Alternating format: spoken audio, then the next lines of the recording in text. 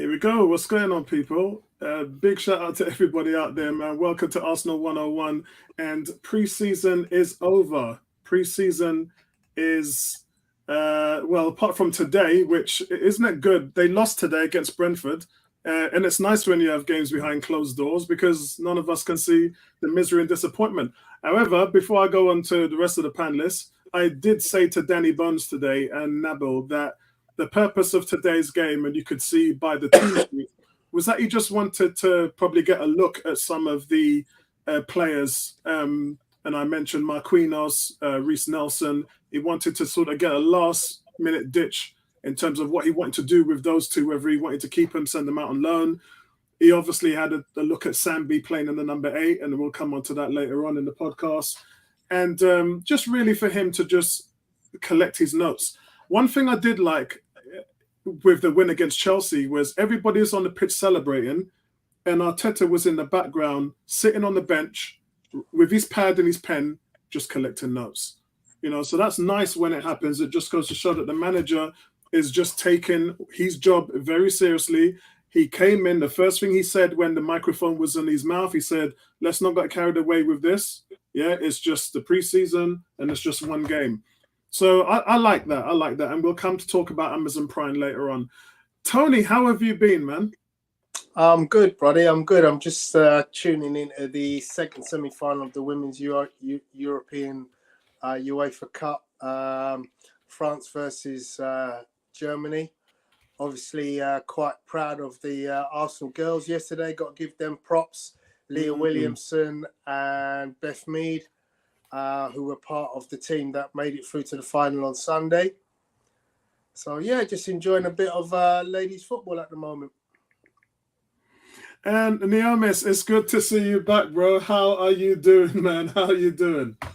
Oh, man, I've just been so busy over the past 3 months. And now that that's over, it won't be as busy as it was. But I'm good. I'm trying to get back into all the football news, and I'd say I really miss being in London and being around just the atmosphere of football, because there's so much of it, like you can't miss it. But like being over here, it's definitely different. But yeah, it's good to be back. So tell us a little bit about what you've been up to over there, and it's a shame you didn't manage to get over to any of the games. And no. Yeah, it's a real shame because Bertram, we were talking to him. He got to the last game and he called us at halftime, which was really great. But how's everything been going over there? You've been happy with the move? Obviously, you said you miss London. Any good spots? Any good points over there with your journey? I'm definitely happy with the move in terms of like lifestyle. Like I go to the beach like regularly now that the weather's getting warmer. Like definitely a different atmosphere, but I do miss aspects of London, like certain things that are just like England, just London, and football is one of them. But I'd say that I'd regret it. But a few things that like I would say that like I miss about London, and football is one of them. But over here, at least I get to be more involved in some of my other favorite sports, basketball and football. And so, yeah, I just try to do the best that I can. Excellent. So, guys, let's crack on because we got a lot to get through. And at the moment now, first of all, we're going to talk about each player in terms of the position so we can speed through that. But before we kick off, just really want to talk about the 5 things that I think we learned in preseason and get your views on them. Number 1 is Saliba is a beast. Number 1 is Gabriel Jesus. Guys, Gabriel Jesus, he is the real deal. He is the real deal. What's your thoughts on him? She's going first. Tony. Okay, I'll go for it. I don't mind. Yeah, I mean, I could not be much happier. Sometimes it's difficult to quell your excitement about a player when you consider it's pre-season and you're not playing always the best of opposition. But class is class. And we have to look at the quality of this kid before he came to see us and now that he's with us. And there's nothing there that tells me that we haven't picked up an absolute gem. You know, his footwork, his control, his, you know, movement, his press, you know, literally everything that one or other of Lacazette or Aubameyang didn't have, he has it. So he's a combination of the lethal finishing of Aubameyang, the hold-up play of Lacazette, plus he can press, plus he can dribble, plus he can pass. You know, so, you know, it's fantastic so far. I'm just worried that, you know, look, it's him and Nketiah. And what happens if the two, you know, if you should have injuries to the two of them? Yeah, I talked about that in one of my videos in the midweek, and I think Ken Swaney asked me about that today on the forum, and I said in the video and in the forum that at the moment now Martinelli is our third striker. So that if anything was to happen to those two, he slots straight in, and then Smith Rowe goes wide left, or Fabio Vieira goes wide left, or whatever other option we have, or Zinchenko goes wide left. So it's a sport of riches at the moment. But Martinelli has always been looked at as that type of hybrid striker. They didn't want to chance him last year. They played him there the year before that, and we know what happened when he went down to Chelsea and you know, scored that amazing goal and led the line. But he's your third option at this point in time. Remember, we're still going to be picking up an attacking wide player, so we don't know whether there's going to be someone who can come in who has the ability to also play up top. But my guess is that Arteta's probably going to get someone like that. Yeah, Neomis, Gabriel Jesus, the real deal. I'm not surprised. Like, I thought that he would play well and do well in that position. Like, I think at the tail end of last season, Eddie kind of showed exactly what Arteta was looking for. And for me, Gabriel Jesus and Eddie are very similar players, except I just think Gabriel Jesus is more experienced, and like you can see it with his just overall game. Like, I think it's also going to be good for Eddie, because then that's how Eddie should be kind of shaping his game. Like, a player of similar size, like he should be like all of the things that he needs to work on and refine on. Like, that's what he should be aiming at, which is good. And like one of the things that that I've been watching is that I know a lot of people think that Eddie's just going to be a backup. I think I think there are going to be many times where both of them are going to be on the pitch at the same time. When there's going to be times where we're either 1-0 down or we're drawing a game, 70th minute, both of them are going to be on the pitch at the same time, and they're going to be part of Arteta throwing the kitchen sink at a team. Eddie up top, Gabriel on the right, and then I guess Martinelli on the left. But my only thing is, and I know it's a little bit away from Gabriel Jesus, is Martinelli being a third choice striker. Like, for me, I don't think he's clinical enough yet. Like, long term, like 3-4 years down the line, maybe. But I'd rather us bring in like another kind of recognized striker, somebody more experienced, so that it doesn't get in the way of Jesus and Nketiah's development. But apart from that, I'm not surprised to see Jesus. Like, I mean, Martinelli scored 10 goals 2 years ago in 16 starts. The problem is the injuries. Yeah, I remember 2 years ago I sat down with you guys and I said, Hadland scored 10 goals and Martinelli scored 10 goals. And I said, those are the best two young, 19-year-old upcoming strikers. And then they just diverge. Hadland went on to start up top for Dortmund, scored 37 goals. Martinelli played with an abundance of injuries and just crashed out that season, completely crashed out.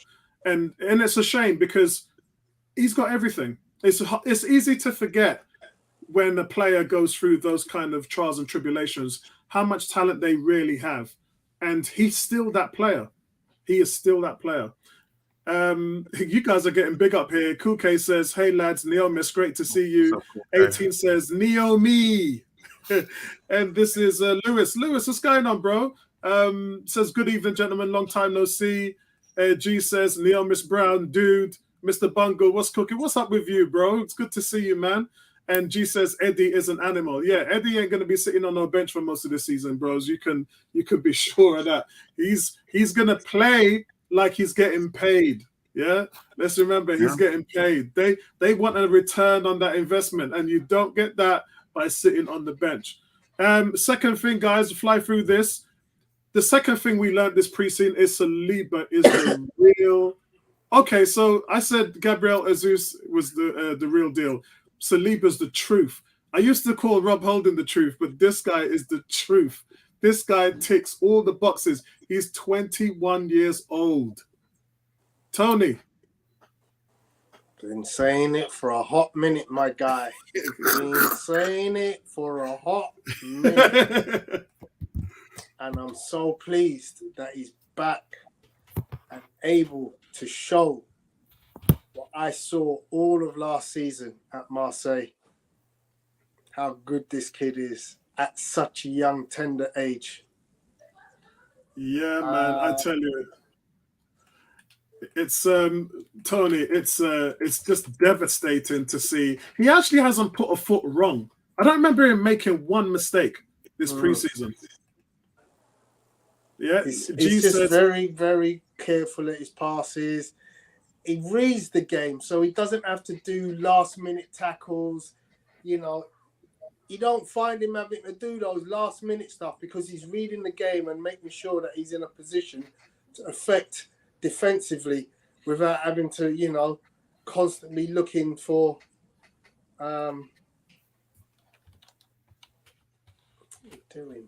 looking for you know, last gasp challenges. Oh, G says Mamba mentality, and Mr. Bungle says it'd be tragic if Saliba doesn't sign a new deal. Vincey, good to see you, Vincey. Vincey said Saliba, and Kuke says I doubt if he'll sign a new deal. There is all of that going along, guys, but it's just noise. And what we need to focus on is that Arteta and Edu are set that they're going to keep this player, regardless of what happens, regardless if he doesn't sign a new deal. Isn't it weird that his deal finishes when he's 23? That's nuts. But they're going to keep him. Regardless of what happens, they're going to keep him, and they're going to get the best out of him. Vincey said he's always been class. Yeah, maybe not always, but I mean, he's always stepped up to the level, because even at Saint Etienne, he was still going up against Mbappe. People talk about he was going up against Mbappe last year. He was doing that the year before, but he was just a little bit more shaky, a little bit unassured, and then all that stuff that was going on with his mum. But last year, I mean, you can't fault the guy one bit. And yeah, Vince is probably right. He's always been class. There was just that little refinement period that he's had to go through. Neil, miss? I mean, I'm probably going to end up repeating what everybody else has said. I mean, yeah, everything that I've seen from him is exactly what I think a lot of people have started to see over the past couple of years with him. I think now, if Arsenal are serious about getting this guy to sign a new deal, like you have, I think he's proven himself that he should start with him and Gabriel, and yeah, I think that they're trying to avoid it because maybe how Ben White might feel, but right now, like he hasn't made a single mistake, like not one. Not if you tried to be harsh, like I haven't seen a single thing. Yeah. So let me grab my calculator. 27, 27, add 27. 54. 27, add 27. Oh, add 27. And add 18. So that entire defensive line, Tierney, Saliba, Gabriel, and Tomiyasu, cost 99 million. That's 100 million. I remember when I was talking to Drew last year when Man City spent 400 million on defenders. 400 million. We've rebuilt the defense. I guess you can include Ramsdale, so that's another 30 million. So that's 130 million for an entire back line of his choosing. That's crazy. The third thing that we've learned is Zinchenko is the missing piece. And again, we'll elaborate that on later on. He's just so polished, so polished. And literally, I've had to go back and watch Man United, Man City games because obviously he's only played 45 minutes for us. But just looking at what he did for them and what he's done for Ukraine, the guy is so polished, so polished. Footwork, intelligence. His intelligence, football IQ is probably one of the highest on the team right now. Tony. Yeah, again, you go shopping in Harrods, you're gonna get good quality stuff. So, it's absolutely amazing how Man City have allowed the 3 players that they have let go, or the 4 players they've let go, leave this summer. I think they've actually got a couple more, according to Drew. But they've done good business. They've actually spent less money than they've received. Yeah. So great business by Man City. But for the clubs that have gone and bought from them, ourselves, Chelsea, we've picked up nice pieces. But also, Tony, there's no telling how those players that City bought will integrate into the system. It doesn't always work, but Pep's got a good track record in terms of players fitting and being able to adapt in the system. Diomis. Again, he's another one that I'm not surprised that has done well for Arsenal. Like I've never been one of those people that have been underrated with the guy, because I've watched him play like games with the Ukraine. So for me, I can't wait to see how our starting 11 is when everyone is fit, because I know a lot of people are talking about central midfield players Arsenal need to get. But he'll play in the 8. If everybody's fit, Zinchenko's playing at 8. Zinchenko starts ahead of Xhaka, and Tierney's on the left. That already fills up your depth. Like Zinchenko, if the whole, I know you'll probably go into this later on, if the Tavares deal for some reason doesn't work out, like Zinchenko will be like a third choice left back, but he will start at central midfield, and that left side will be on lock. Like defensively, you're not getting through that when you have someone in central midfield that can also drop back in the left. So for me, I think he's going to be great, and I can't wait to see him in the Premier League in central midfield. So well done to Arsenal. So number 4, guys, is Sambi is productive in the 8 in ways that, we've obviously watched Xhaka go through in his position at number 6 and then half of the season at the number 8. These aren't my words. These are Tony and Bertram and all the other guys who have been calling Xhaka a passenger in that position. Although I do think he's had a good preseason, but still, you're as a player, you're judged on your production, your creation, your assists, your goals. Sambi is just redefining it right now. Sambi is making everybody open their eyes. And actually, before we go into that, before we talk about him, it does give me a chance to put the polls up. And the polls, I let the guys on the polls give their view and talk about, first of all, who was Arsenal's unsung hero and played well this preseason. 101 votes, 67% Sambi. It's not even close. It's not even close. At the bottom, we see who was Arsenal's most disappointing player this season, and 42% Pepe, 23% Maitland-Niles, 15% Bellerin, Pablo Mari, it's Tavares, and then Pablo Mari. So you can see, it's not just me. Everybody can see what Tavares is doing. Everyone can see, Sambi. Everybody can see what Sambi is doing. And I believe that when we see some cup games or Europa or whatever, I think this guy's going to feature. I think he's going to play there. I think that's his new position now. Tony? Yeah, he played full game today in the behind closed doors fixture. By all accounts, the reporting says that he was very productive in that game, and second half, especially when Arsenal were at a 2-1 deficit, they were knocking on the door of Brentford quite heavily. So he must have been able to do something to try and create opportunities. I like the guy. You know, he's one that I'm not going to say he's the finished article, but, you know, one for the future, definitely, I think. Neomis. It's interesting because when we first signed Sambi and he did an interview with Arsenal TV when he first signed, I can't remember the guy's name that was on there, but he asked him like what was his best positions, and he said he could play anywhere in midfield, and he said the 6 and the 8, and we always just played him in the 6, and now he's getting an opportunity at the 8, and like he looks good, and I hope for me, this key seasons is all about, is Arteta going to rotate and kind of play players in their best positions? And if I just want Lokonga just to like play more, because for me, I haven't written him off, but I know a lot of people wrote him off last season. Oh, our fan base tends to do that to young players. That's just normal.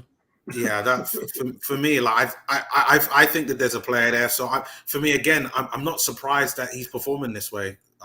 So like, good for him. I hope he keeps on improving and just becomes that final and finished product. So let's see what you guys are saying. Vinci says this is Zinchenko. One has to understand his attributes to know his ceiling is so high it's ridiculous. Or he might be actually talking about Saliba there. Good evening, Alex. How are you? I hope everything's going okay. Can't wait to get together to do a back 5 show with you, bro. Everybody, check him out. Subscribe to his channel. Vinci says he's not convinced on Zinchenko just yet. Wow, ooh, Vinci, bad boy. Come on, Vinci.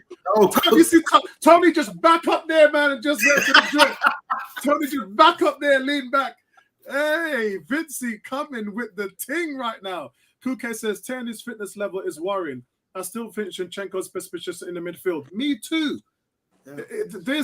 Look, I look at Shevchenko, the ex-Chelsea player who's the manager of Ukraine, and he said, I'll never play him in defense. He goes, why? He said, why would I play him in defense when I miss out on everything he could do in the midfield? That's just Pep. Pep thought that he was a good cover at left back, and that was it. Arteta, we don't know what Arteta. That's the trick. And I remember when Zinchenko's, he was asked what position does Arteta want to play you at, and he said, I'll play goalkeeper if I'm needed. He was just messing around, but they're not letting the cat out of the bag. I personally think that he'll play alongside Partey and Odegaard in the midfield. That's what I think. Alex says the 3 T's: Tierney, Tomiyasu, Thomas. Must they? Yeah, they do. But I think that the team has got more balance to do without those players now. It's set for Partey. Although I don't mind El Nene stepping in there, but El Nene, as good as and tidy and astute and intelligent El Nene is, he doesn't have the muscle in the way. Like Thomas Partey just steps on the field to just beat people up. That's all he does. He's not even interested in it. Or Thomas Partey wants to be a lion. He wants to be an alpha. And when he steps on that pitch, he don't talk, man. He don't. But when I see the look on his face, he just wants to, there's a picture that I always talk to Tony Cox about where he's got him with his boxing gloves like this. And that to me just sums up the play. He just wants to beat people up. And, you say that he's not actually that much of a beater-upper. He's not the most physical of guys. His game is very underrated in terms of like what he does footballing wise. Tony, he's physical, bro. He's physical. Yeah, but I see 2 players. How often do you see him have to use physicality in a game? It's quite a bit. And I'm talking about, I think people might confuse what I'm saying in terms of defensively. I'm talking about offensively. When he's in transition and he has the ball and midfielders are coming to take the ball off him, they bounce off him. And he's able to move the ball to Odegaard in transition. And he just does it so effortlessly. He doesn't lose the ball. To me, what he does so well is he dummies and pivots really well. He drops his shoulder, he pivots on one foot, and he's gone.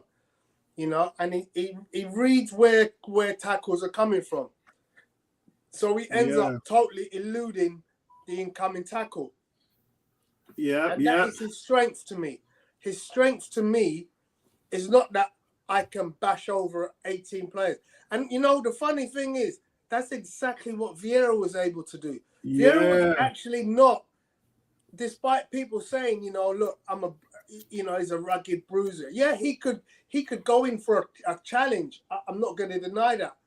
But most of the time, he was gliding around the pitch, you know, and that's why we yeah, so wanted to see Diaby succeed, because we could see the similarities. You know, the way he glides around the pitch, you know, being able to find pockets, being able to feed balls through holes, you know, through the lines. That's what Thomas Partey excels at. And, yeah, you know, yes, he could do the physical if he needs to, but that's yeah, actually yeah, not the greatest part of his game. The greatest part yeah. of his game is ability to just read the Transition. game. Yeah, transition. Yeah. Yeah, yeah. G says he has the potential. He's talking about Sambi, I think. Yeah, Sambi. He has the potential, but being asked to play a lone six is a massive ask for anyone, let alone a 22-year-old adapting to the league. I think Sambi is a bit of a slow burner, but will get minutes and develop. Andrew, big shout out to you. Andrew says, well, go on. Big shout out to you, Philip. Big Xhaka fan. So you're going to get some Xhaka love here tonight, my brother. He says, keep Partey and Xhaka fit, then we'll make top 3. G says, when Partey got hurt, the wheels fell off. So the last thing, guys, that we learned, top 5 things that we learned this summer, the last thing we learned is that Arteta ball creates havoc. Now, I'm going to admit, and I've never hid the fact that I'm an Arteta fan. I loved him as a captain. I thought the things that he did when he was at the club, even when he wasn't physically fit to be at the club, his authoritarian way of being a leader and being no nonsense. And the time, and I talk about this all the time. You guys are fed up to the teeth amount of times I keep bringing it up. When he turned around, he had a meeting with, and actually it wasn't just him, it was Pierre Mertesacker. They had a meeting with Wenger and they said, we can't keep playing this high push, high ball thing and being exposed on the counter attack. We can't keep doing it. And Wenger said, I want players to express themselves. Arteta went back and had a meeting with the players. They went up to Man City and he changed the way they played and they won 2-0. It's probably the last time we've beaten them in the league. But that was down to Arteta. It was an absolute tremendous game. I think it was Cazorla and Giroud who scored the goals. But afterwards, when the players were given interviews, they said that win was on Mikel. And it just tries to tell you what type of player he is. But at the same time, everyone's talked about the setup, the system, and all these different things he's tried to bring to the team. But he hasn't had the players to do it. Now we're getting a look at what it looks like, what he's trying to do. Because he's got the players in now that can play the way that he wants to play. And I'll tell you what, guys, boy, Arteta ball is beautiful, you know. Granted, it's just starting. We're just starting our journey. It's kind of a roll-up. You had the Everton game, Orlando City game, and Chelsea was almost like they was hitting their stride. And boy, Chelsea, it's shocking because I speak to Chelsea fans and they said, I don't care about preseason. We got beat up.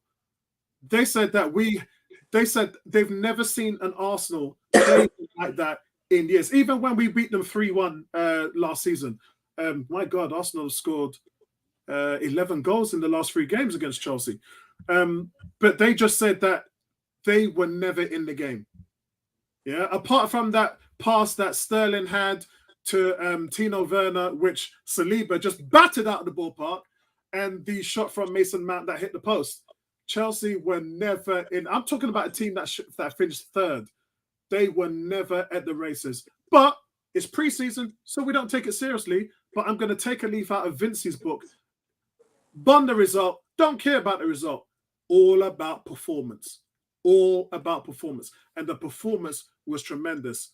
I'll let Neomis go first this time. Neomis, Arteta ball. So this is the thing, right? Preseason, I'm the same as you because I take everything with a pinch of salt with it. Wins, draws, losses. And Arsenal played very well. But I will still say that it just looks that Arsenal are way ahead of Chelsea in terms of who's ready to start the beginning of the season. which is why I'm expecting Arsenal to first 5 games are winnable, to go out and make a statement with those first 5 games. And if we could maintain that kind of performance throughout the season, then we can finish above my expectations for this coming season. So I'm liking the way how things are looking. They're just a few little things that we could iron out. Then I'm like, perfect. I'll be really happy. But right now, I think we're on the right track. Tony? I'm going to hold my judgment still. I like what I've seen so far, but I haven't seen enough to be able to say, yeah, this is the best thing since sliced bread. This is nice. This is nice. Tony, sorry, Neomis, I'm laughing because Tony left me for the first half to do the commentary. And then when he came in, it was just like, bro, I can't even tell you what kind of game you missed, man. I can't even tell you what kind of game you missed. Yeah. I'm pleased with what I've seen, and it is down to personnel and tactics. Look, the one thing I will say is you can see that the first 11 are different to the second 11. Now, what's going to be interesting is you get 5 subs this year. How does a manager use 5 subs? Because we all know last year we were screaming at this guy. Substitute the man now. He's not playing well. Use somebody else. Or we're 3-0 up and you're still playing the man in the 90th minute. Take him off. Give him some rest for the next game. Because you know what? You're going to play him in 3 days again and give him... we've got personnel. We've got personnel. We've got the ability to use 5 subs. Will Arteta be more willing to use his resources? 2 very good strikers. He may play one at a time, but will he continue? Will he do the silliness of playing one all the time and exclude the other? Well, looking at what I saw in preseason, I think you guys are going to get shocked when they both start together because those two. I think that's going to happen too. Yeah. Eddie scored again today. Yeah. I mean, the guys, look, man, I can't. When are you guys going to understand that when you play Eddie, he scores? When? When is it? Because it seems like what's been happening throughout all of last season. And remember, before this season, he had started, and I'm talking about just start. He started 31 games and scored 22 goals. And then the last season, he then started 8 league games and scored 5. Eddie Nketiah's goals per 90 minute is staggering. It's better than Jesus's. And I've said that in my video. Sorry, Neomis? No, I was going to say that like you, I agree. Like I think Eddie Nketiah is a far better player than what most people realize, and I expect both of them to be on the pitch at the same time in a lot of situations. Okay, we're probably going to be playing about 50 games if we play well in all the other competitions. Like I'm expecting Nketiah to probably get about 20 starts across all competitions. Like our best kind of attacking lineup, like if you don't worry about the midfield, I'm expecting it to be Saka, Nketiah, and Jesus. So here's here's a very scary stat, which frightens a lot of Arsenal fans. This is how good Eddie is, yeah? How he was last year. In a combined 46 games, Aubameyang and Lacazette scored 6 outfield goals. In 46 games. Nketiah in 8 starts got 5. So he got 1 less goal in just 8 games in comparison to 46. And you're talking about 2 strikers who were worth 60 million each. And Eddie is doing all of that. There were 7 teams interested in him when this summer started. 7 teams. and 4 of them were some decent Premier League teams. I'm not sure. I'm not sure what the AC Milan thing was all about, because I know that they went through the Giroud thing, but yeah, that was strange. Alex saying Partey's physicality is not his strengths. Best in the press and passing through the lines is his game. Agreed. And he has the ability to hold the ball when he's getting rushed. Andrew says about Diaby, that's tragic. Abu Dhabi.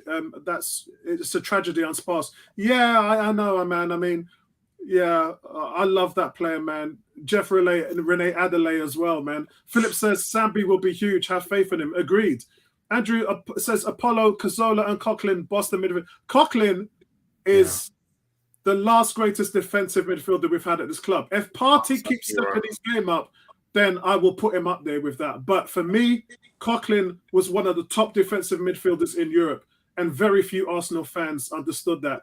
Alex saying Germany beating France 2-1. G saying Philip Butt, Xhaka. Yeah, he's Xhaka, man, and all the best for it. Every player has got their fans out there, and we need to shout out our boys.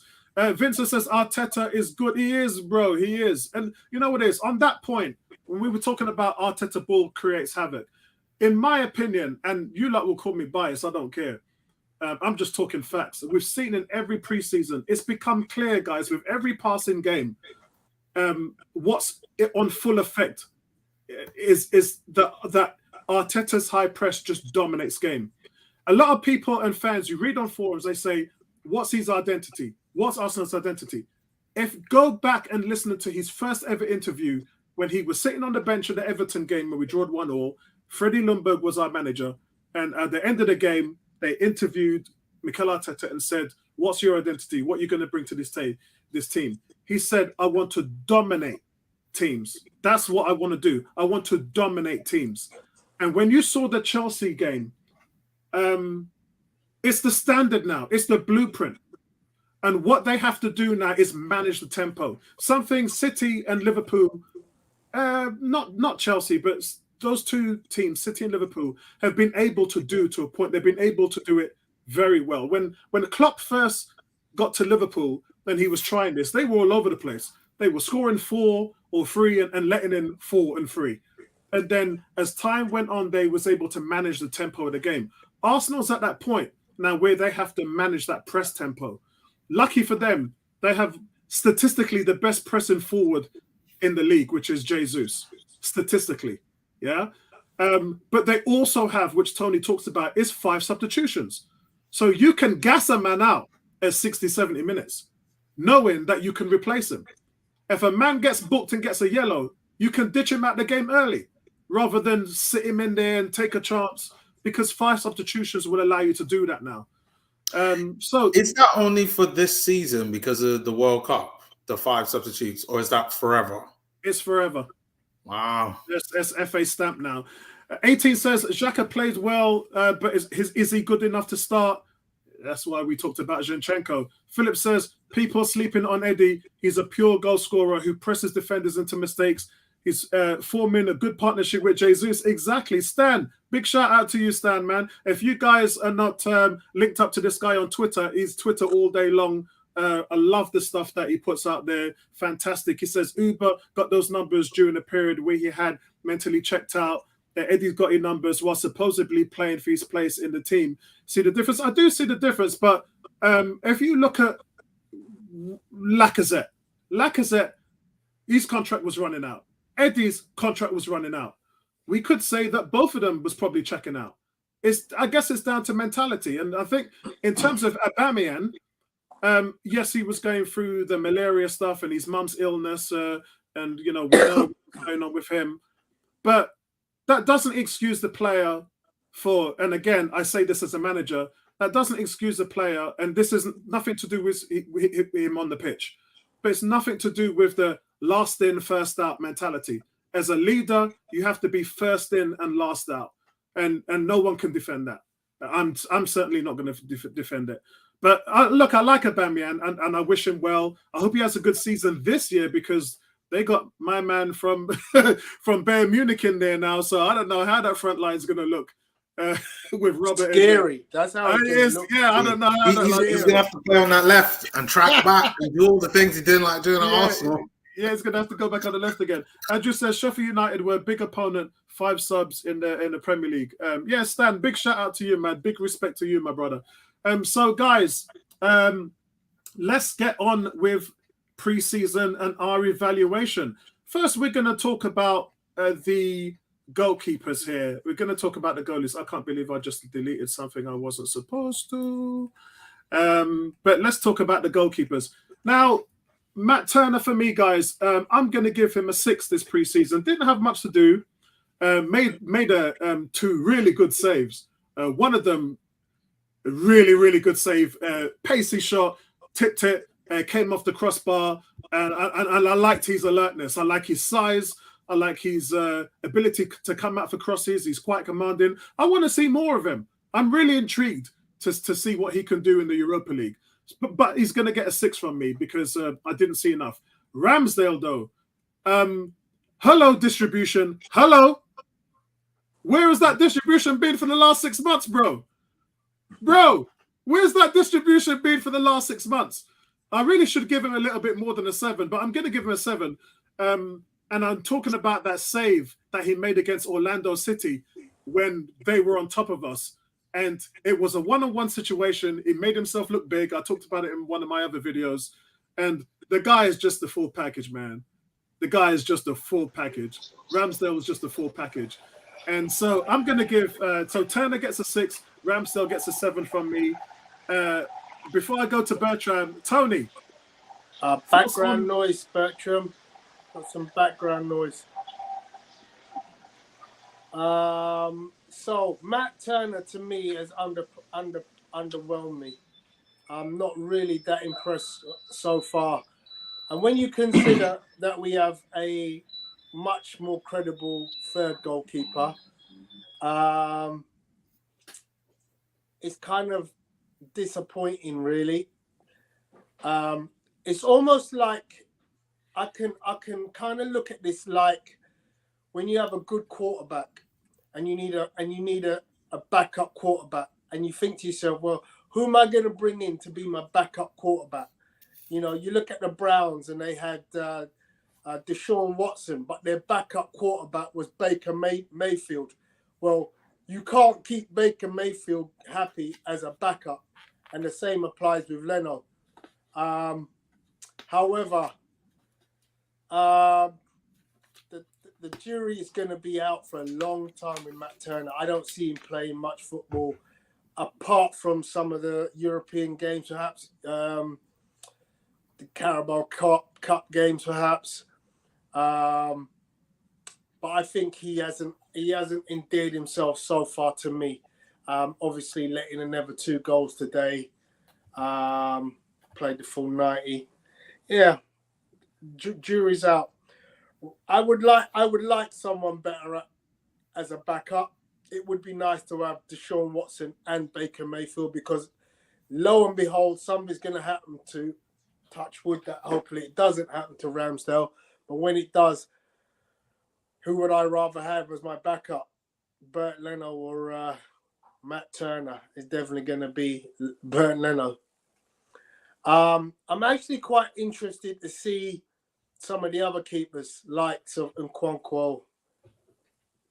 Ooh.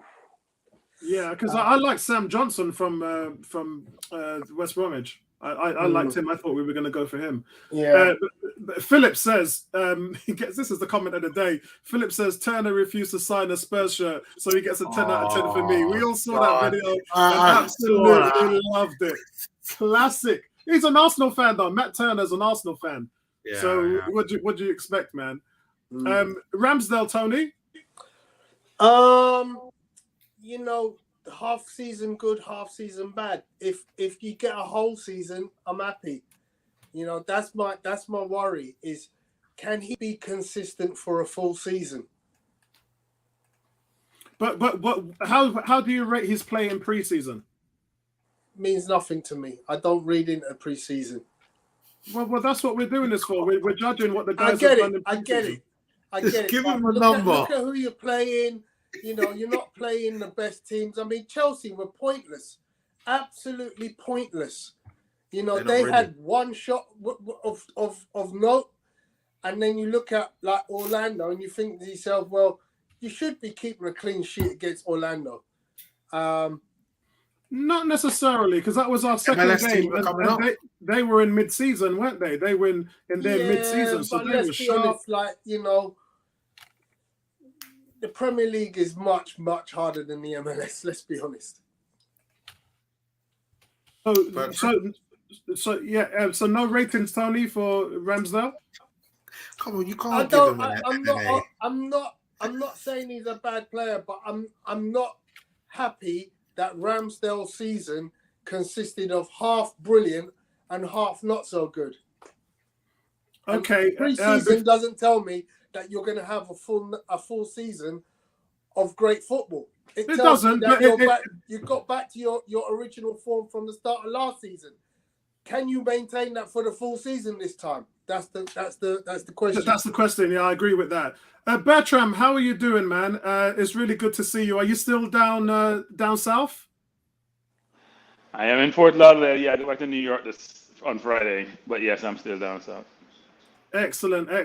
What was your thoughts of Turner and Ramsdale? You was obviously at the game in a Chelsea game in Orlando. First of all, give me your assessment of the game and let me know what you think about the goalkeepers. Well, if you watch AFTV, you hear how laudatory they were about the American fans and the love that they got here. The stadium was a sold out. So every seat was filled in the stadium. It was about 68,000+ at the game. Sort of more Arsenal fan than Chelsea fan, but there were more Chelsea fans than anticipated. A lot of Chelsea fans were there, but it was really a good vibes. And it was a good game, actually. I know there's a glass half full, half empty perspective on the game, which was Chelsea bad or were we good? I think it was both. And I think if you look at how I'm always comparing teams and players, regardless of where they are in the season, trying to figure out where they are, right? So when I try to think about can we compete with Man City and Liverpool and Chelsea and Spurs, I try to match up man for man in positions. And I can say we are getting better. If you think about our second 11, which frankly used to be our first 11, think about Bellerin and a bunch of those players, things have changed materially where we are in terms of our ability to compete with the best teams in the Premier League. And I think this season is going to be the test for us because I do believe we now have quality players in almost every position. The question is, can we have two players in every position?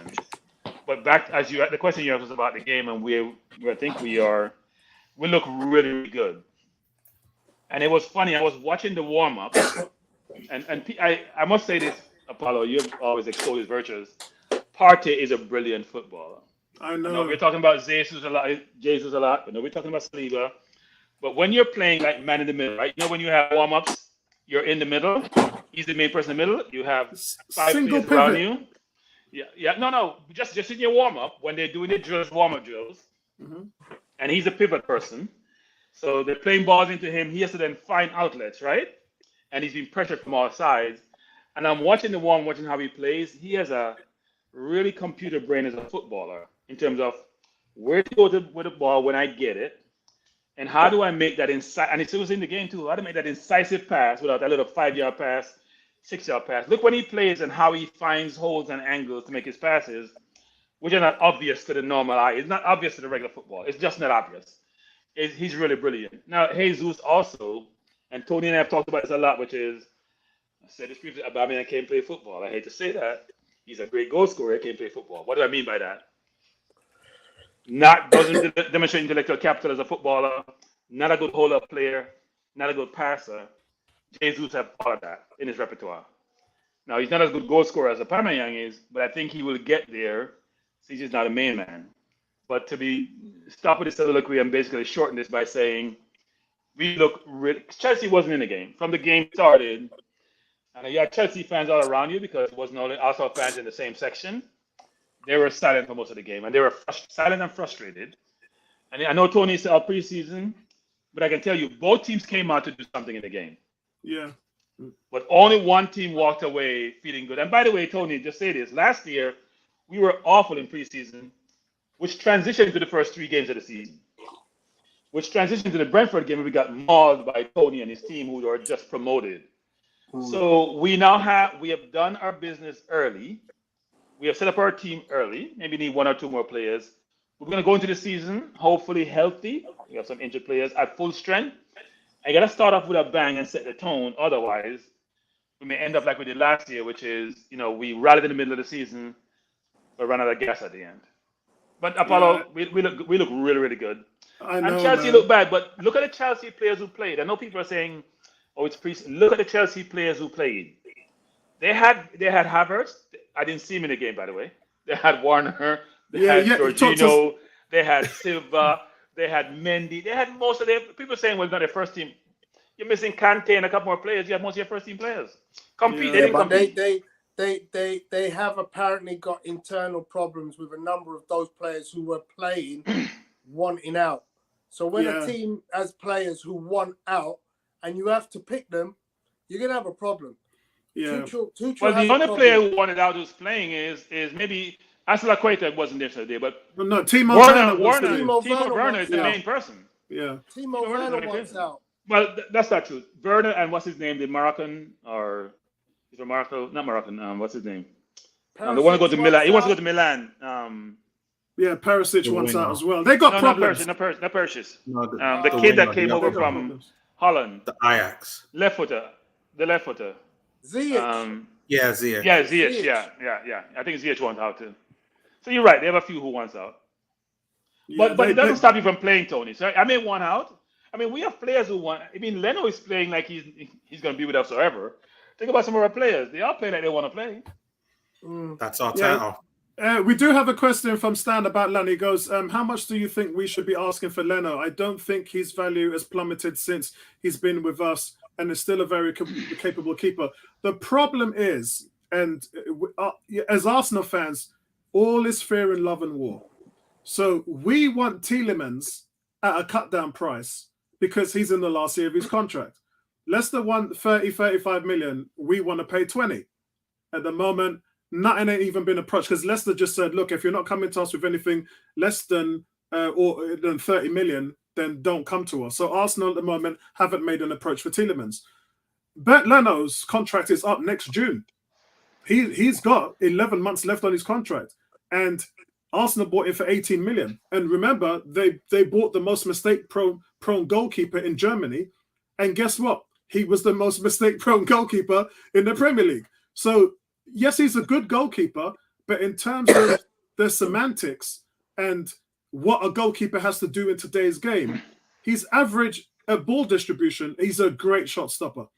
And Fulham, I think 10 million is a fair asking price, but they're screaming about 2 million. They want 8 million. Arsenal want 10 million. It's 2 million. Just pay the damn money. So I don't agree with Apollo. Actually, I think we're like a kid you just take his lunch money every day. We just give away players. I'm sorry, Leno is a German international. He's not a good shot stopper, a great shot stopper. Does he command his area? No. Does he make mistakes? Yes.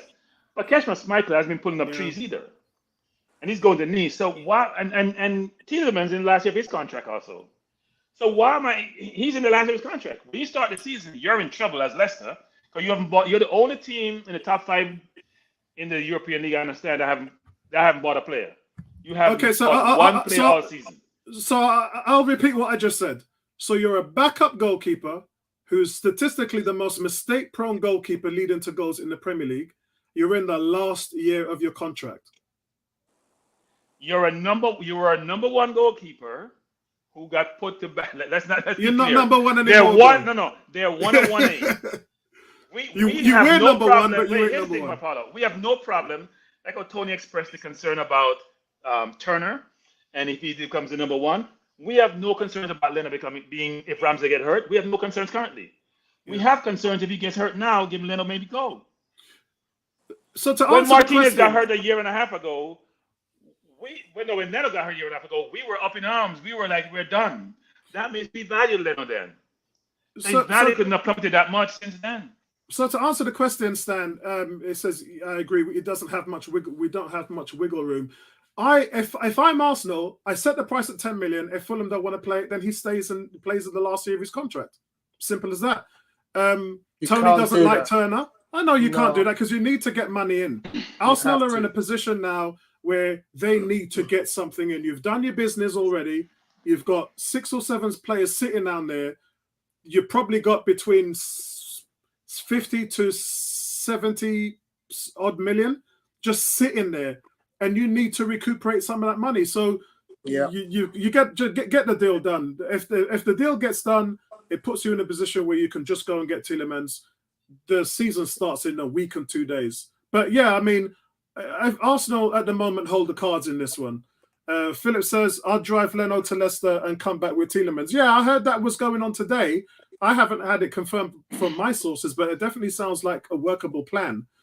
Neomis, so you guys are all sold on Tielemans? I'm not.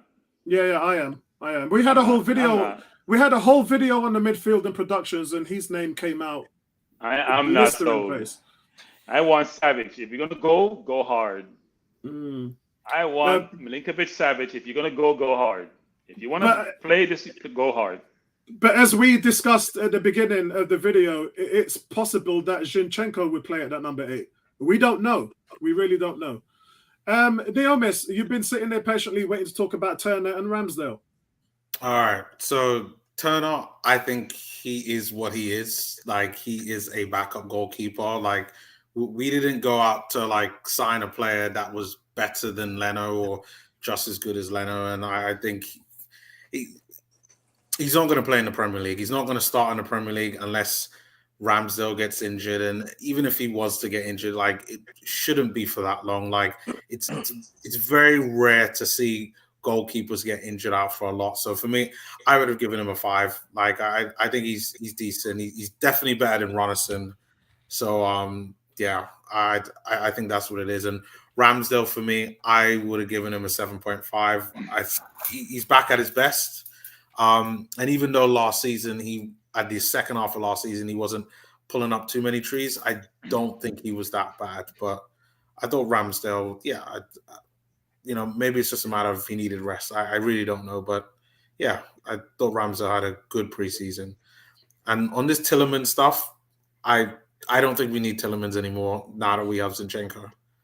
Not only do you have Zinchenko, but you've got one of the most statistically productive midfielders in Fabio Vieira. Isn't it funny that when we bought him, everyone was like, whoa, where did they pull that guy from? And he hasn't been in the conversation at all because he's with like Tierney and Tomiyasu. We can't talk about people who are NHS clients. All the guy does is score and create. I need to pull out a Bertram special. Pablo Vieira played in a bush league. No. Bun that. No. You've got to say, listen, bun that. Anyone who thinks he's going to come to the Premier League and light up. Let me tell you something. Look at the kid. He's about 6 stone with clothes on when he's wet. Oh, yeah, listen, bun that. They said that about Kleb. They said that about Eden Hazard. Yeah, bun that, man. It's you play the way you play, and if you're productive, you'll get. He's here because of what he did in his last team. He called Porto Bush League. What is going on with you guys? That is a Bush League, bro. No. I mean, I can't believe it. Okay. It has a lot of grass. France, it has a lot of grass. It has a lot of grass. The top 2 or 3, but Portugal is even worse. All right, Philip says Savage is 70 million. We're not getting him. You know who we didn't get? Scamacca. Scamacca went for 36 million. For West Ham. That's a good signing for West Ham. 36 million. This was the guy they said, 80 million, 90 million. Nkunku money. Yeah. Alexander Isak money. Yeah. 80 million. Yeah. The only league that has money is the Premier League. The only league that has real money is the Premier League. So you should just sit and wait patiently till those other teams decide, you know what? We have to make some decisions. We need funding in for our team. And they come to the Premier League to get that money. Premier League overpays a lot of times because they're impatient. And the fans are impatient. Cool K, I'm not actually allowed to answer that question, so I'm going to move on. So moving on, guys. Who am I going to let? I'm going to let Neomis was waiting for so long, so I'm going to let him do the midfield straight after me, of course. Sambi, guys, I'm going to give Sambi an 8. I just thought he was phenomenal. I thought he was cool, calm. He positions himself really well in that number 8 spot. Great vision, composed when he's under pressure. I just liked what I can't remember one game where he had a bad game or he had a quiet game. Everything he did was productive.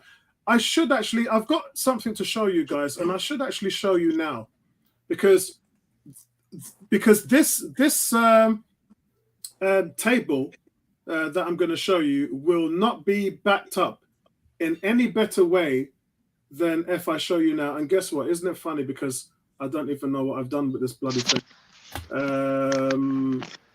Yeah, but for Sambi, I'm going to give him an 8. Can I believe that I had this thing to put up on the thing, to put up on the stream, and now I can't find it?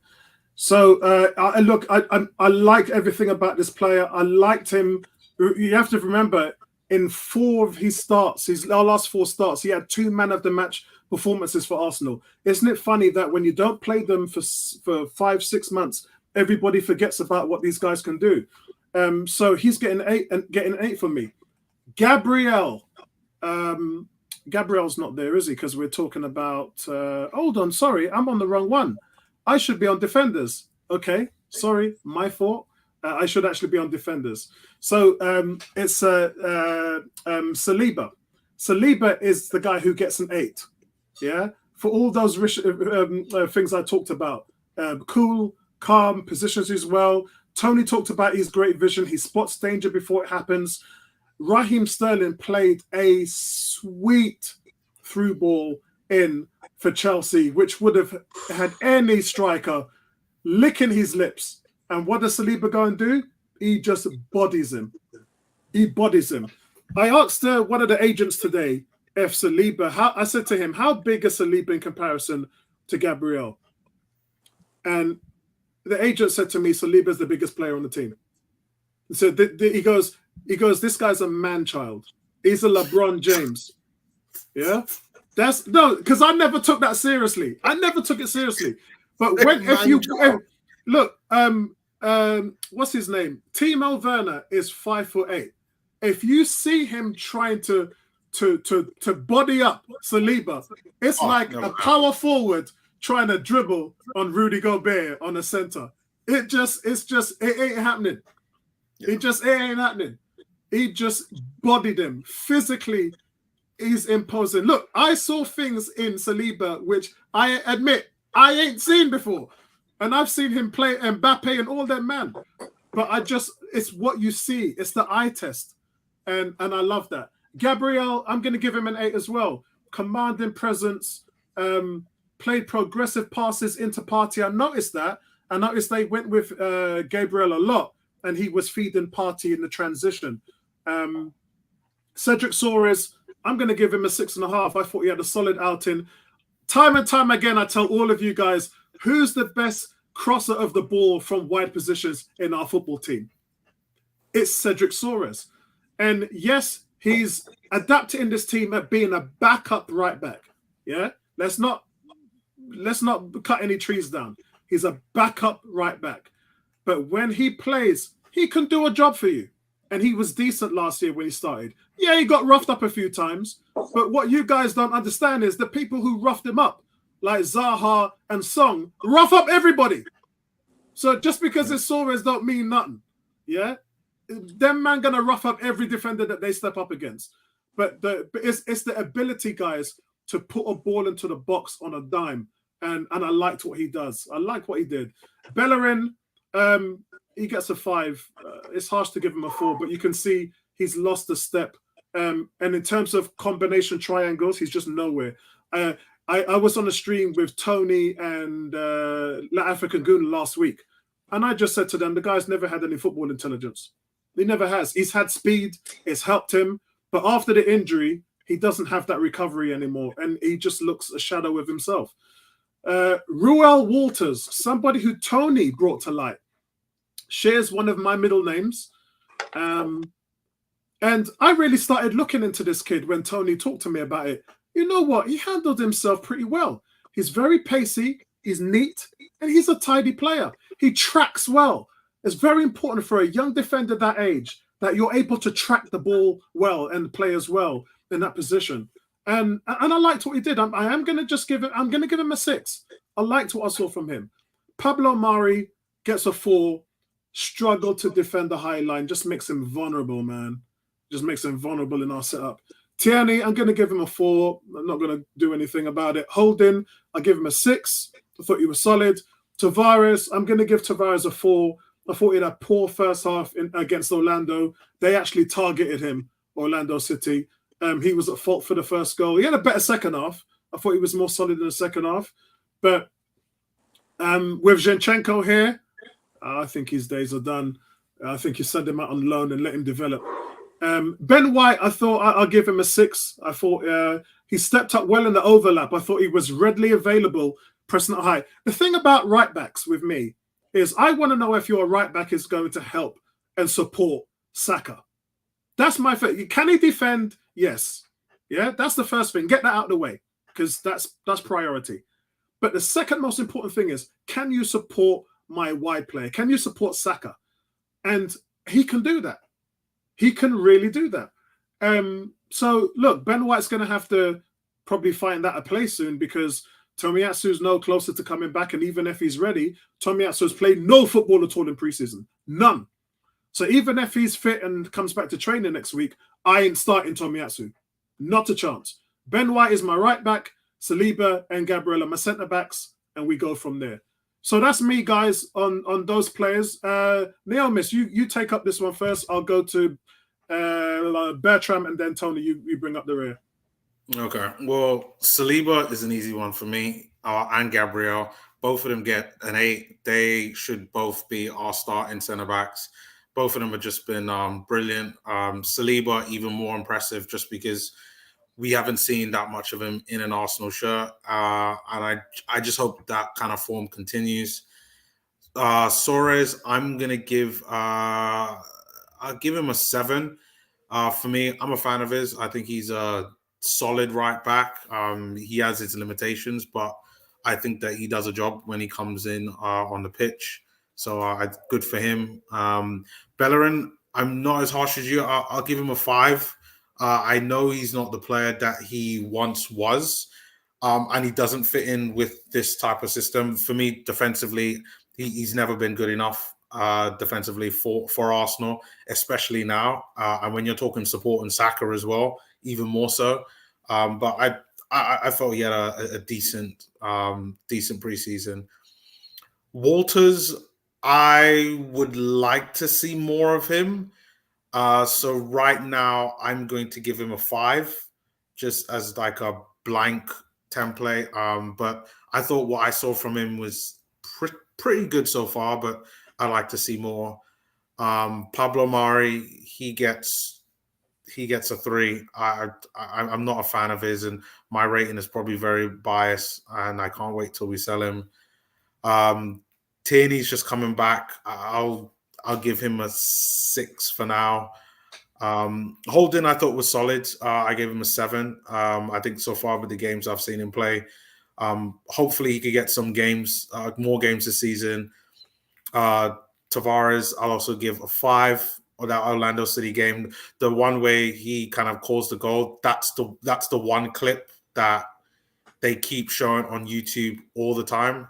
And even though there's an argument that I think the centre back playing next to him might have also been at fault, but I felt that if he had kind of positioned himself better to take him more on the outside rather than coming in, that would have been a better for him. But hopefully Tavares could go out on loan and get some more games. And Ben White, I would have also given a 6. And like you said, like he's going to be our starting right back just because Tomiyasu isn't there. But yeah, for me, I think that's probably the only option. I would have loved to see Norton Coffey get more games because for me, I feel like in 2 years' time, once his contract is done, Norton Cuffy is supposed to be like the next young one. I know Walters is there, but yeah, I would have liked to see Norton Cuffy and what he could do. But I'll take White for now, and yeah, that's it from me.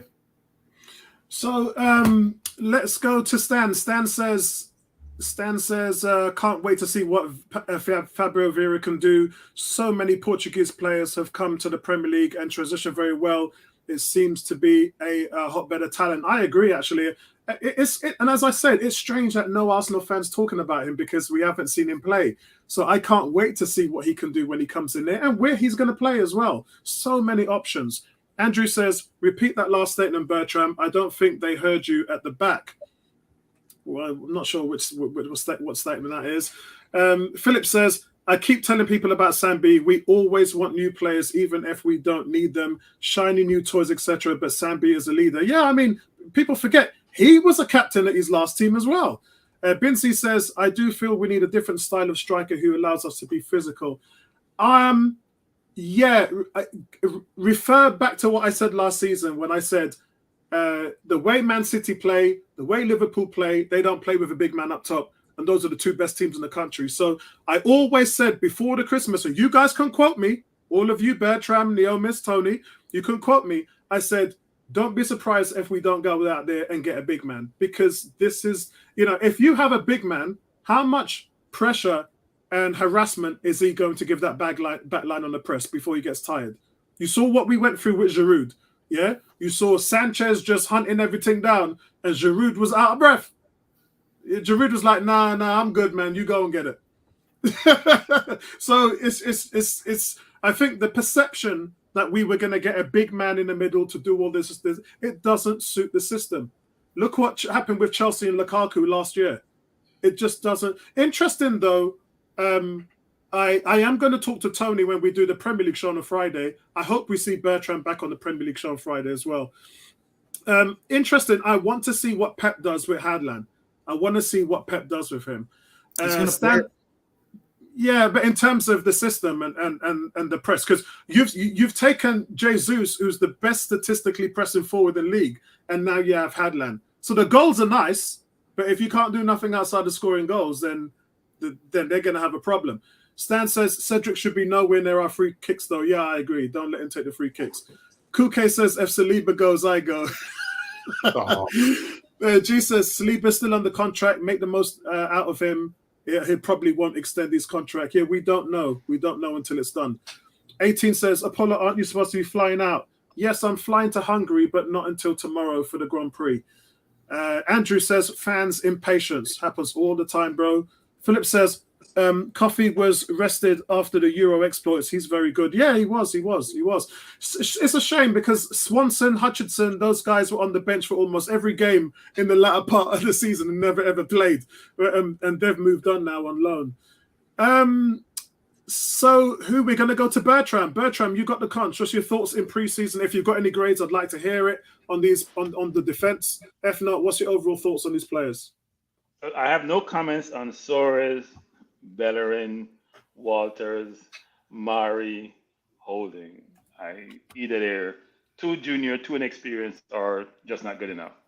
I have no comments. Ben White is not a right back. Sorry. He's a good defender. He's a good CB, and he's serviceable at right back. But in today's football, you need dynamic right backs. We need a right back. Soros is not good enough. Tamayasu is an NHS employee. We need a right back. Just like how we need a left back, we got a left back. We need a right back. So I just don't think we're strong. We need to be able to compete with the top teams in every position. And Soros doesn't give us that ability. And Tommy has been injured in Italy, and he come here, he's still injured. Just like Tierney was injured in Scotland, he come here, he's still injured. I hope Fabio Vieira is not the same. So that's disappointing. And we also should look at his injury record when we buy them. We have Nas. Okay, we do have Nas, but I think Nas. He's probably the best right back out of all of that. Yeah, Nas is going to go. Nas is going to go. Nas is going to be here. Nas is going to go. He's gone. And I think it's time for Nas to go. Nas needs to go progress his career. It's time for him to go. Because even if he gets a position, he's not going to last long in that position. They're going to try to get someone better. In terms of the rest of it, Saliba is a 9.5 close to 10. Sorry, and I've said this from last year. We made a mistake when we bought Ben White. All these people, made the pundits on the media station and talks for now talking about it was great for him to go to Marseille. He get to learn his trade, and we get to round him up. Crap, nonsense. Here's why it's nonsense. We bought him based on play and potential 3 years ago. He was playing beside Fofana. He was doing really well. The year before when he played really well also. This year at Marseille, he hit the ground running from day one. It wasn't if I went in at a tough first half of the season and then played well. He played well through the entire season. That's why they're killing themselves to buy him. So I'm not buying this notion that he improved so much last year to be League One Player of the Year and the Player of the Year for Marseille. No, he was good. He was playing well. We shouldn't have bought Ben White. That 50 million should have bought Basuma. And I say that 24/7. It's a bad decision we made. They'll come out to bite us. Because what's going to happen now? We're going to play White at CB or we're going to play Saliba at CB. You need a backup. But your backup is never as good as that person who is exceptional. And right now we have a dilemma. We have a 50 million person maybe on the bench when Tommy comes back and he's playing well, which is going to seem strange that we have done that. But anyway, Saliba is a Rolls Royce. Watch him up close. Kid has the totality. He's like a Van Dijk player without a 40-yard pass. Generational player. Physicality, can bring the ball out, good in the air. Judgment sometimes. People may not see this in the game, but the ball that got over the head for Everton when we played Everton, that he misjudged, and there was another one in the Chelsea game. But apart from that, I'd say he's a 9.5. The kid has unlimited potential and should be partnering Gabriel for the next 10 years, frankly. Gabriel needs to improve, by the way. His passing is not the best. But he needs to improve. But the physicality we have in the center of the park will preclude all those Haalands of the world and the Kanes of the world. We're going to match them physically. We're going to match them in terms of speed. I got to think about how skillful they are, but I think that's going to help us a lot to have those blocks in the middle. I don't talk about Gabriel. He's continuing from last year. He doesn't always have a 10 out of 10, but who does, right? He's what we need. Both he and Saliba, still young, under 24, continue improving. I don't know what happened to Ben White, but it's going to be interesting to see what happens there. Tavares, the kid has a lot of potential, but he's raw. He's very, very raw, and it comes across. You make 5 good plays and 4 bad plays, which you can't have. You need 9 good plays and 1 bad play or 1 error. You can't have 5 and 4 and 5 and 5. You're playing yourself out of the league. He's quick. He has skill. He anticipates well, but his judgment and his football intelligence, I want to call it intelligence. He's inexperienced. I don't want to denigrate his intelligence, but he needs work. And Ben White, go ahead. So would you agree with me? Because I've thought long and hard about this, and I get a lot of questions. I am on Twitter, but I don't post all the times, but I get tons of messages from fans on there. And the biggest thing that, fans have asked me is the position right for him? And I have to say no. If I'm a manager and I'm looking at Tavares, for me, he's a winger. For me, he's an attacking winger. I would never put somebody like that in defense. What? So is he a winger or is he a wing back? Because he's that hybrid player who doesn't really have all the key attributes of a winger, but there's a number of them. Doesn't have the key attributes of a defender, a real defender, but has a lot of defensive capability given his physicality and athleticism. He's a hybrid, and he doesn't really fit any place really, really well. Yeah, but he's still very inexperienced, so we need time for him to develop. We'll see where he evolves into, but to me, wingers, you have to be able to get by your man. I'm sorry, that's fundamental. You have to get by your man and put the ball in the box on a dime, and even though we don't do that really well anyway, people cutting out crossing anyway. One thing apart before I go further, touch on White. You mentioned the big forwards and how teams have moved away from that. It's interesting that's not. Think about it this way. So Liverpool played with a false 9. And City did for a couple of years, and then they both moved away from the false 9. Have you noticed? So is Chelsea. Chelsea as well. Well, no, Chelsea moved away last year. That didn't work. They won the Champions League like that, Bertrand. Without the Lukakus, right? But this year you see Haaland coming in for City. We believe they had him day one. You see Nunes coming in. You have Benzema at Real Madrid. You have Lewandowski at Bayern. So doesn't mean it depends on the player, right? It's more about the player than is a player a big forward or a smaller forward. I think it's about a player and a skill set. I think it's a play on his skill set. And if a big play, Giroud was just slow. We can't use Giroud as an example for anything. Great in the air, but he can't run. So he can't get behind the defense. This was part of his problem. So the other example then, I don't want to go too off tangent, guys, but this is a very important conversation because this is the reason why we bought Jesus, and why we're not going to be getting a big man. The important conversation is Liverpool and Nunes and what we've seen there, and how that will transform the team, and just how are these teams going to translate with that? How are you going to now deal with a big man at top? Is that going to stop the intensive pressing and everything else that you're doing? Two very key points for those teams this year. The most important thing in football is what? Goals. By far. Exactly. Oh. So you think about it, you fix the most important things and think about everything else afterwards. Whether it's your strategy, whether it's your style of play, whether it's your pressing, you make sure you can put the ball in the net, which is what we suffer from. We're like think about the top 6 teams. We struggled with scoring goals for the last 3 or 4 years. Even when ABBA was scoring, we struggled. Look at our stats. Yeah. So I think they're trying to fix the goal scoring component. But Liverpool even struggled with their center forward. They had it from Salah Mane. They wasn't getting it from Firmino. Jota gave them some of it, right? Anyway, so let me just finish this with White, which is Ben White is in for a difficult time at Arsenal. It's World Cup year. If Arteta picks the team based on performance in preseason and supposed training, he's not the starter. Yeah, I agree. So if I'm Ben White and I believe I can displace Stone or whoever else is playing on the right side for England, I may not get the time in the centre half to be able to do so. Tony, so we may not have a happy centre back there. Tony, you got the conch. Can you give Bertram a red card?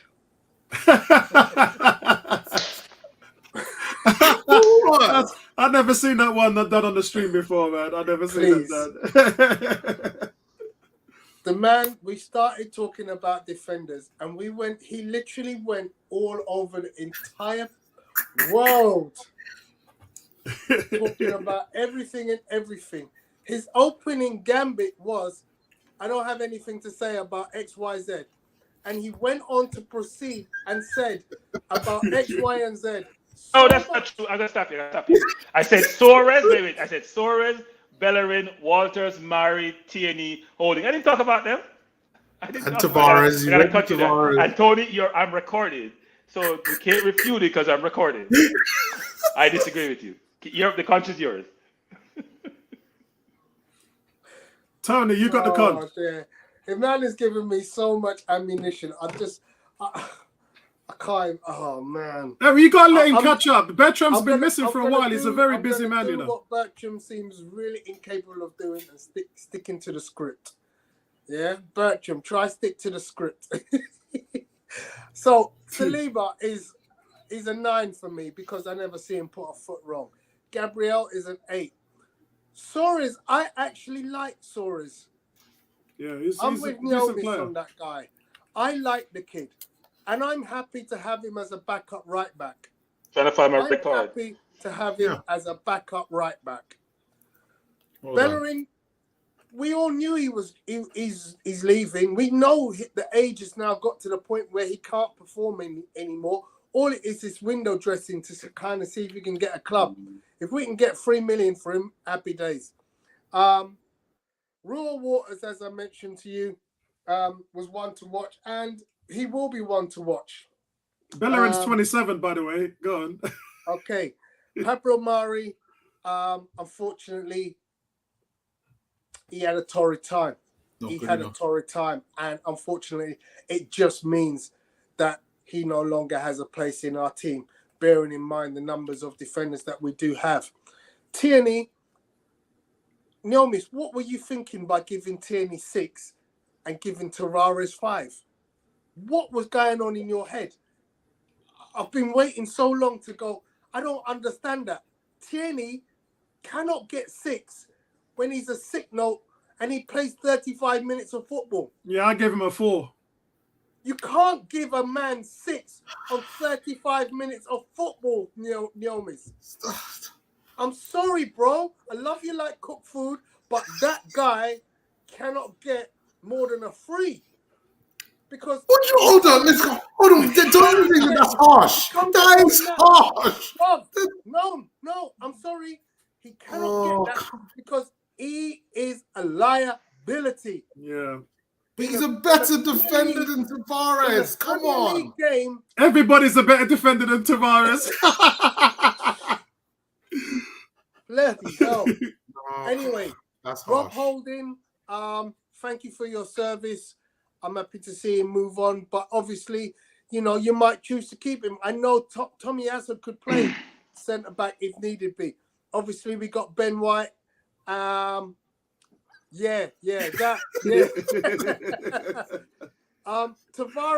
just needs to go on loan. Yeah, I like the kid. I think he's got plenty of upside. He can't play left back. He can't play left wing back right now. He's not ready for that position. Yeah. Left midfield, he's also not ready for that position because left wing requires somebody like Martinelli. Yeah, like Saka, Pepe.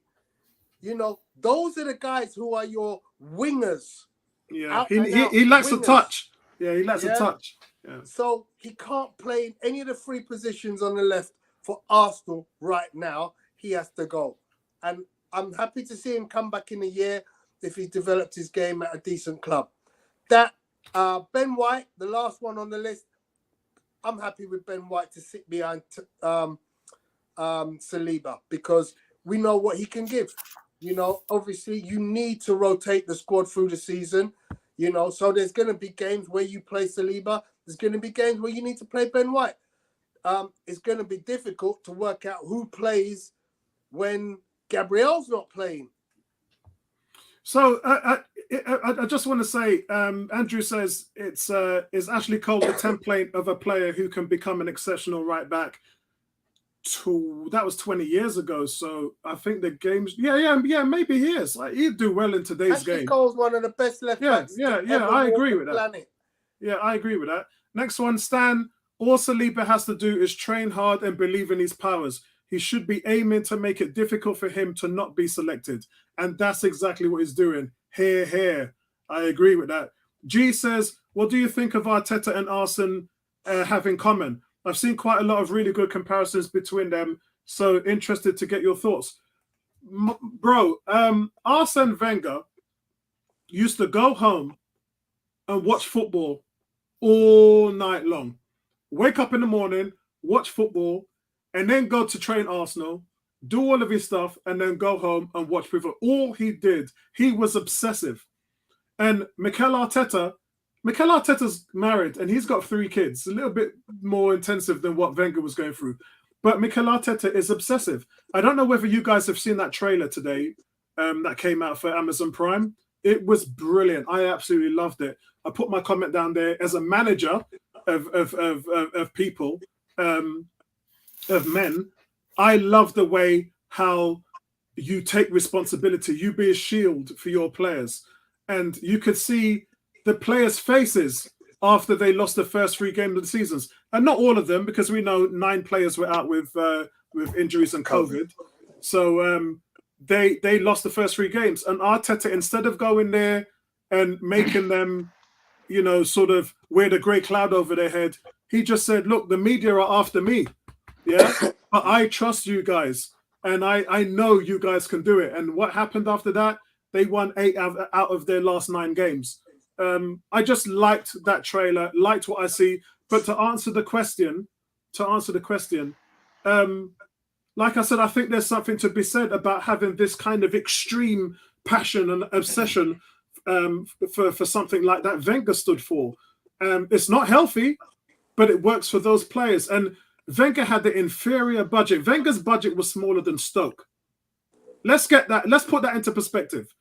Wenger had a budget that was less than Stoke City, but Arteta has been asked with this 3-year plan.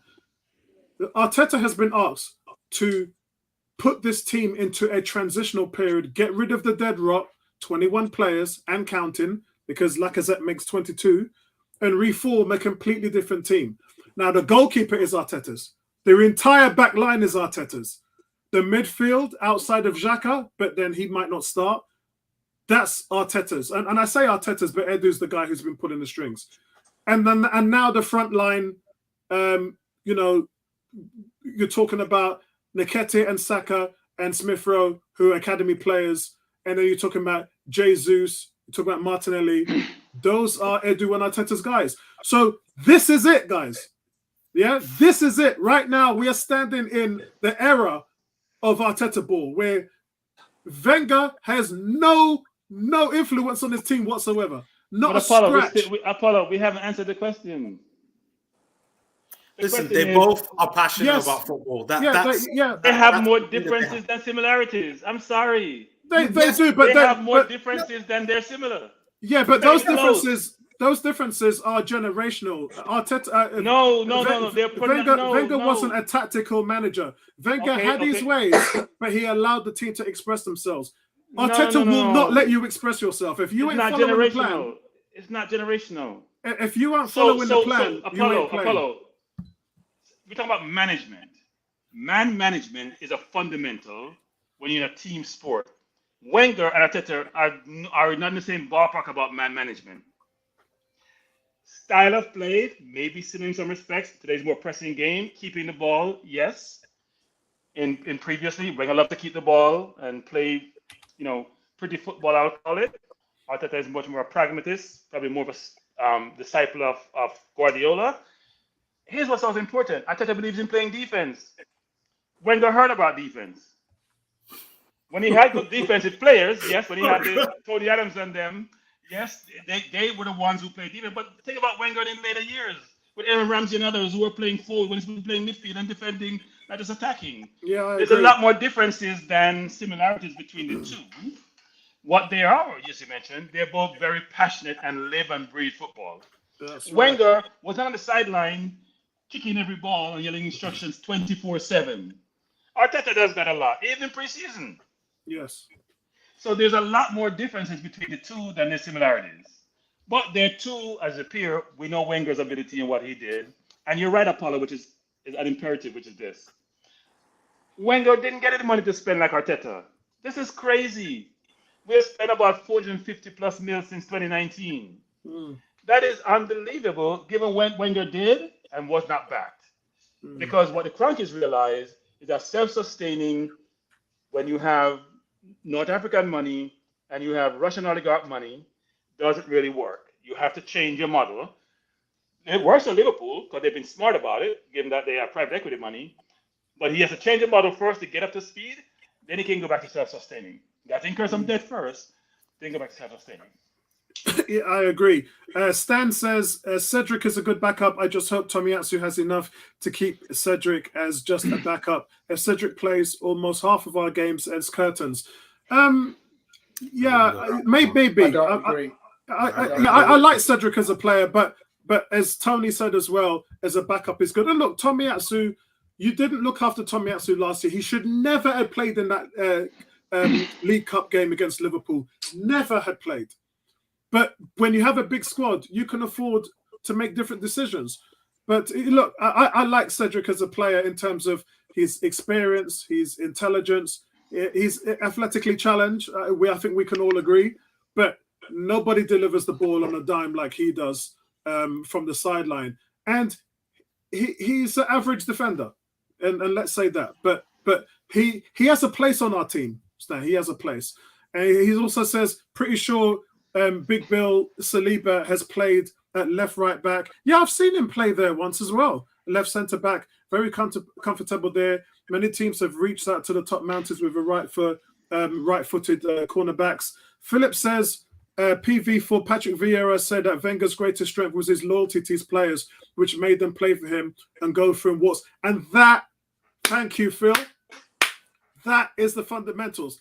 Do you remember every Arsenal fan that said, Arteta can't manage, and he got Guendouzi wrong, and he got Aubameyang wrong, and all this stuff? Yeah, no, because what happens is Zinchenko and Jesus come in, who's known Arteta for 5 years and worked with him through 2 titles, and the first thing they said when they came in here was, the chance to play for him and have him coach me again is something I couldn't turn down.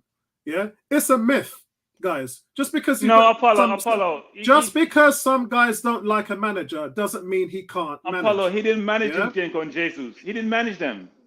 He coached them. Bertram, they've talked to Arsenal players here, you know. No. He coached them. He didn't manage them. I said it again. Yes. There's a big difference. Jesus said he was on the phone. Yeah, he was on the phone to Arsenal players. Martinelli talked to him. He said, he told me exactly what Arteta was like. He told me about his standards. He told me everything. And he couldn't wait to get here. That's coming from Martinelli. Yeah. So they know. I know he had the words with David Luiz as well, but he ain't here, so we can't talk about him. But I'm sorry, guys. And I'm a big Guendouzi fan, but we couldn't defend. When you talk to your manager like that, something has to change. And with Aubameyang, I'll say 1,000 times, you cannot be a captain with a last in, first out mentality for no team. That is no good for any team. It don't matter what manager you are, even if you work in the workplace. If you're a manager of your corporation at your job and you walk in there late every day or every week, yeah, and you don't turn up and you're always laughing and smiling and everything's all good and driving the flashy cars, but when it comes to your team, you don't perform, yeah, that ain't going to work. And I know Edu, everybody's talking about the Edu remark when Edu said, we can't be playing over 26-year-old players over 200 grand or whatever per week and not have you perform. No business or sports team in history can survive that. No, follow. The examples you give are two examples. I'm going to give you two examples. Pepe against Leeds is one example. Xhaka against it. When he called out Pepe, because Pepe got the red card, did he call out Xhaka when he got his red card? Yeah. Did he call out any other player when he got their red card? Because he doesn't respect Pepe. Xhaka against any team who gets unnecessary yellow, against City get red, giveaway goal, get red card. Does he call out Xhaka? Does he ever call out Xhaka? No, he doesn't. No. So then you can't be a preferential manager. You can't be a biased manager. Be that's true, and treat everybody fairly. But you know why I don't talk about those two things? Because when I mention those things to Drew and David and Andrew, they say to me, their managers do that. That's what managers do. So we're chastising our manager because he does what everybody else does. No, we're missing our point. We're talking about the biased way you do it. Not that if you want to call players out, then call out other players when they mess up. Don't just, and then you have your assistant coach calling out Pepe because you have set the trend already. And doesn't do it for any other player. That is unfair. Yeah, it is. And I agree with you. Don't think I disagree with you. I agree. But here's the thing. And as a manager, I know. When you know that you've got players who can do what you want, or players who can perform for you, you treat them differently. You have their favorites. Every manager does. Every manager. Jesus only started, exactly, Diomis. Jesus only started 24 games for Man City last year. 24 games. And now he plays for Arsenal. Yeah, I don't have favorites as a manager. I may allocate work based on capability. I make sure I'm cognizant of how I treat my employees because I want to treat them how I like to be treated. Yes. If I didn't have a capability like someone else, I wouldn't want to feel that the manager has preferential treatment for a given employee. I don't think that's fair. Now, in life, let me say in life, your capability and your skill set sometimes drive you to get more opportunities or get more latitude just because you are much more of a need than a want. So I understand that. But I think Arteta, to me, in sometimes shows favoritism, which I have a problem with, because it's treat all your look. If Bellerin is not good enough, you help him find the next team. But I'm not going to show disrespect to Bellerin in terms of how I engage him. I'm not going to do it. Yeah. Okay. Let's move on, guys, and we go to our last section now, which is strikers, forwards, attacking players. You guys have seen my videos on my channel, so some of this is not going to come to a shock to any of you. I'm giving Pepe a 5. I've said time and time again, this is the most talented player on the team. I might have to change that concept now because of Zinchenko and Gabriel Jesus, who has come in. So that might not be the same opinion for this season. But this was his big chance to impress this preseason. And the end result is his stock is still very low. And you have to think to yourself that there is definitely something going on in his head. And I know he made statements last week saying, I'm going to commit myself to Arsenal. But he's saying that because nobody's in for him. There's not a single inquiry. Actually, there is. Sevilla. Let's not say there's not a single inquiry, because Sevilla are very interested in him, but they can't afford him. Marseille are interested in Saliba, but they can't afford him. So unless you have money or clout to talk to me about you wanting a player, don't talk to me. So with Pepe, look, I can still see a situation where he plays Europa League and cup games in this year. It's sad, I know, because I don't think the player deserves that, but he ain't got nowhere to go. No one's come in for him. And until I see somebody commit to making him their player, because believe me, if Pepe goes away to another team and he starts every game for a season, you would be surprised at his production, because I still see some Arsenal fans that have no clue what this guy can do when he's on the pitch. But that's just my opinion. Nketiah, I'm going to give Nketiah an 8. He's had a fantastic preseason. Some starts has been slow, but that's because of the players around him. As soon as Gabriel Jesus enters the fray and some attacker, he's got some talent around him, man, Jesus brings Eddie to life. They combine so well together, and that he's just allowed to feed off what everybody else is doing. It's funny. Jesus and Nketiah both have high press, tenacity. They get on the end of things. They're poachers. Both have the same style. And when you put two players, and also, guys, both can play wide left. So you can interlink them. You can play one left, one in the middle, and then you can switch them and change their roles throughout the game. And there's just so much you can do with these two. And I do see a situation where both start, because my question to Arsenal fans is, who's going to get you more goals in the season, Martinelli or Nketiah? That's not even close. That's not even close. It is to me. That's not even close. Nketiah all day. Martinelli scored 6 goals last year. Yeah? He scored 6 goals. Season before? How many the season 2. before? 2. How many? 2. He was injured for most of the season. And the season before that, he scored 10. Okay, so the average of the worst and the best. No, you got to take it goals per 90 minutes, and nobody's as good as Nketiah when it comes to that. Nketiah, he outscores everybody. Nketiah isn't as good as you're saying, but what I am saying is I do believe Martinelli will come good. Yeah, me too. And run Nketiah very close for goals. Yeah, I think that Martinelli is a different type of striker. He can do everything. I look at Martinelli as an 18-year-old Ronaldo. He just has everything in his locker, but he hasn't reached that peak yet. Whereas with Nketiah, I just see Nketiah as a dominant force in the box. He's a nuisance. It don't matter. Defenders hate defending against those players. They can't stand it. And when I did a video last month, I actually put the size, because some people thought Nketiah was a small forward.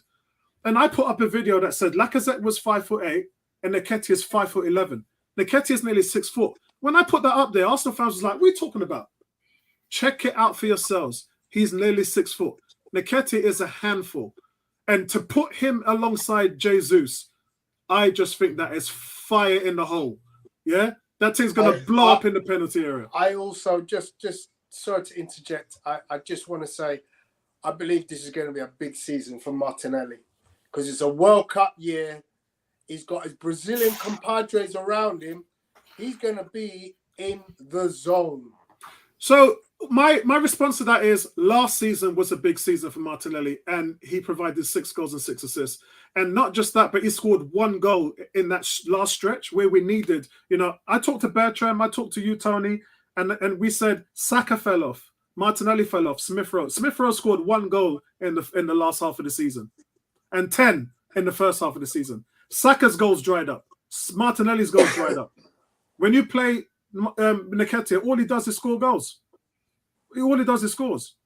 And for me, last season Martinelli showed us a lot. But Did he deliver at the highest level? The answer has to be no. And maybe you can say that for Saka, but Saka is incrementally improving his goal tally. Bertram is the person here that's been challenging him and challenging him hard. And Saka is stepping up to the plate.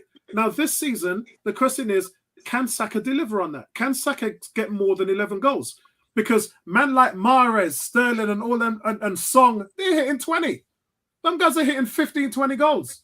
So the question is, on Bertram's behalf, Bertram don't even have to say nothing right now because I'm saying it for him. Can Saka step up to the next level? I get he's still young. I get it, guys. I get it. But can he still step up to the next level? Can he improve on last season? Rhys Nelson, guys, I'm going to give him a 6.5. I think he picked up really good positions in the final third. We know he scored in pre-season against Everton, and I'd just like to see him play more often. I'm in his corner. Gabriel Jesus. Guys, time to get excited.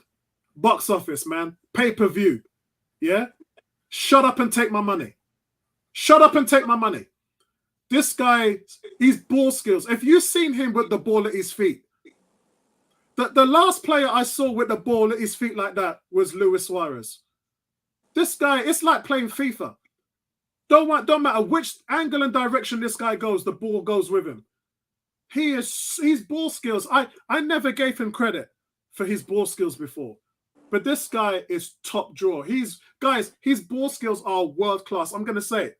We know we don't like talking about world class players in an Arsenal in the same breath. But Gabriel Jesus is a world class player. I knew that when he was man of the match against Man City's game against Real Madrid last season in the Champions League. I knew it then. But I know it for sure now. No defenses cannot contain this guy.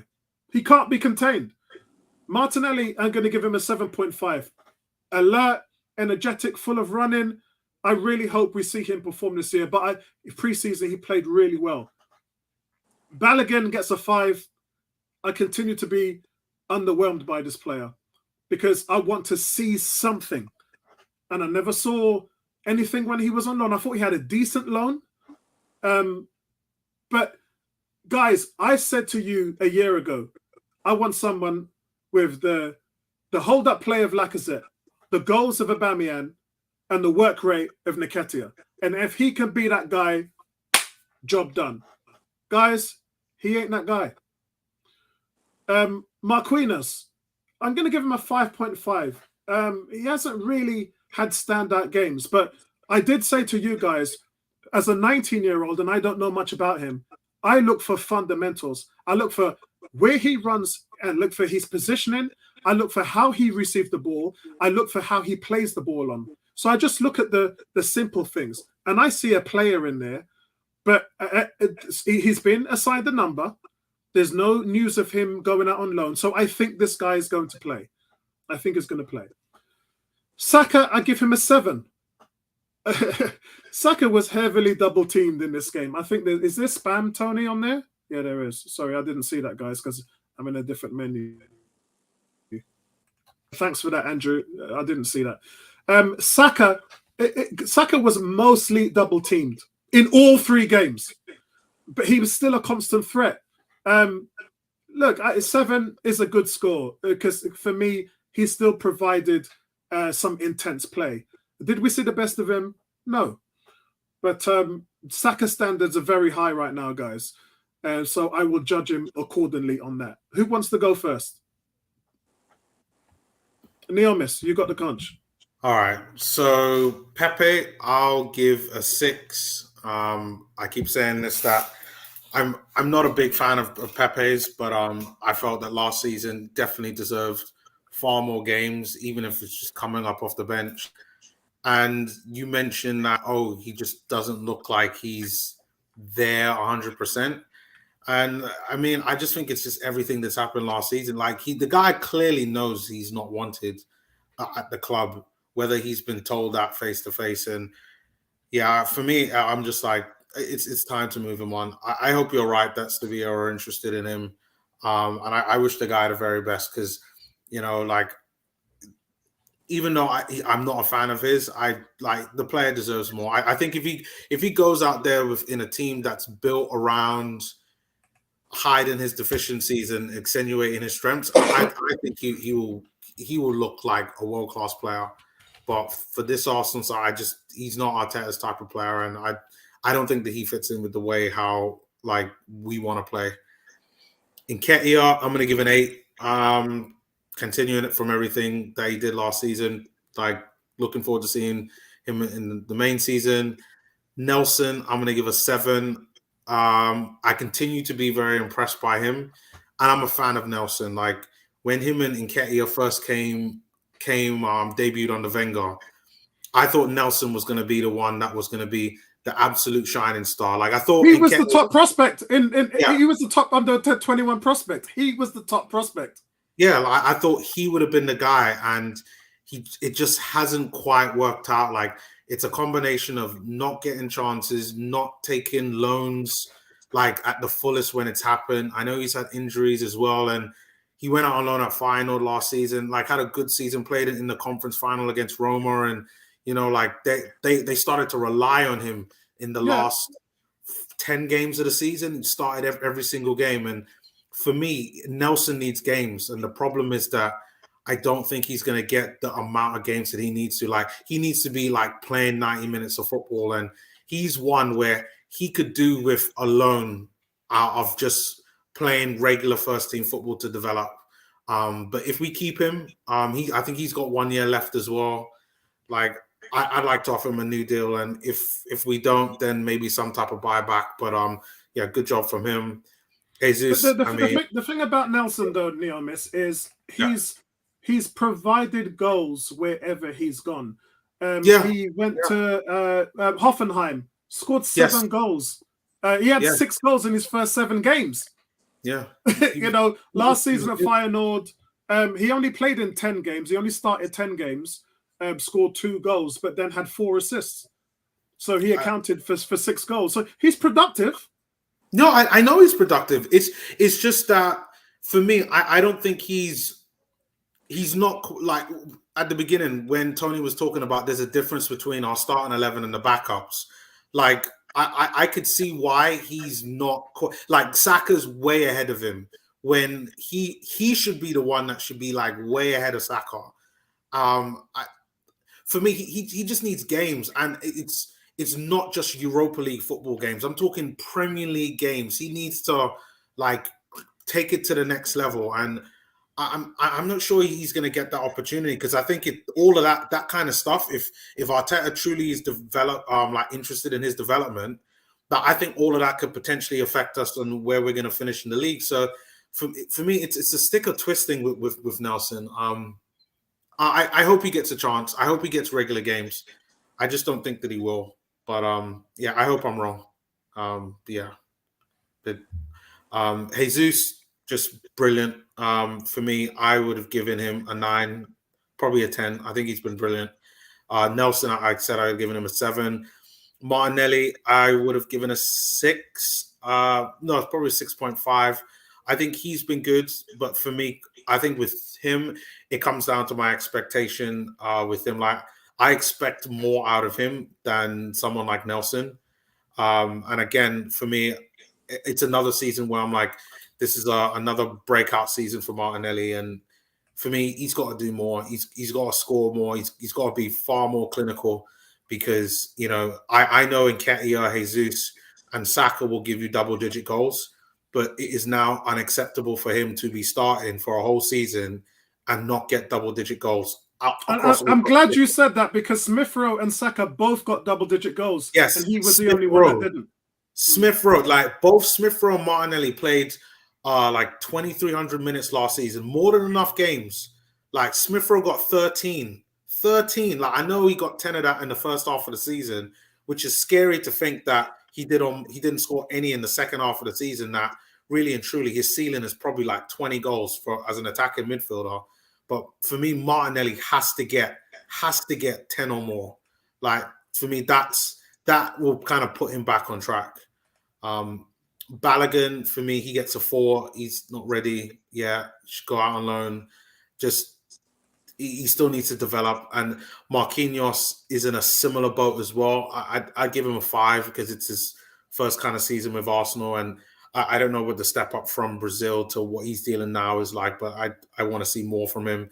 And Saka, I'll give a 7.5. I think he was solid, contributed well in the preseason. But again, it's another season where he's going to have to find another way to take it to the next level. Because as you pointed out, like teams are double teaming him, and it's going to get worse. Like now, they specifically target him. At the end of last season, he was getting fouled a lot. Like, so he's going to have to find another way. But I mean, from what I've seen over the last couple of seasons with Saka, like he always manages to find a way. So I know he'll be fine. So I want to speak to these guys before. I did manage to find that sheet, guys, so I'm gonna show it to you.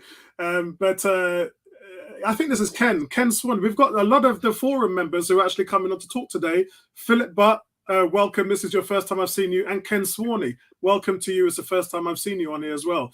He says the team have to step up to the next level. We have to cut out the 13 losses, and that's not good enough. No, it isn't good enough, but we know why they lost those. In the last 10 games, they didn't even keep a clean sheet. After midway point through the season, they had the third best defense behind Man City and Wolves. Yeah, Wolves had the second best defense. So we know the injuries to Tierney, Partey, and Tomiyasu just killed it. And none of those guys could hold a clean sheet. Thankfully, the team has reinforcements this season. So we're going to see how that goes. But the task is always to let in less than 40 goals. You know, somewhere around the 36 to 38 goals let in is probably where you want it, because that averages less than a goal per game. And that's where you want to be. And they were in a good place. The year before, they were ranked third defense in the league. So they've always fundamentally been a better defensive team. Bertrand brought up the point that that's the difference between him and Wenger, is that Arteta plays defense. So injuries taken aside and all of that stuff, we're looking forward for them to improve in that space. It goes on to say that GJ has to play a full season before we can crown him world class. I think what we saw from him, the fact that Pep Guardiola, the league champions, and what they did against in the Champions League last season, the fact that he's depended on him and he's played at the highest level, that's the highest level.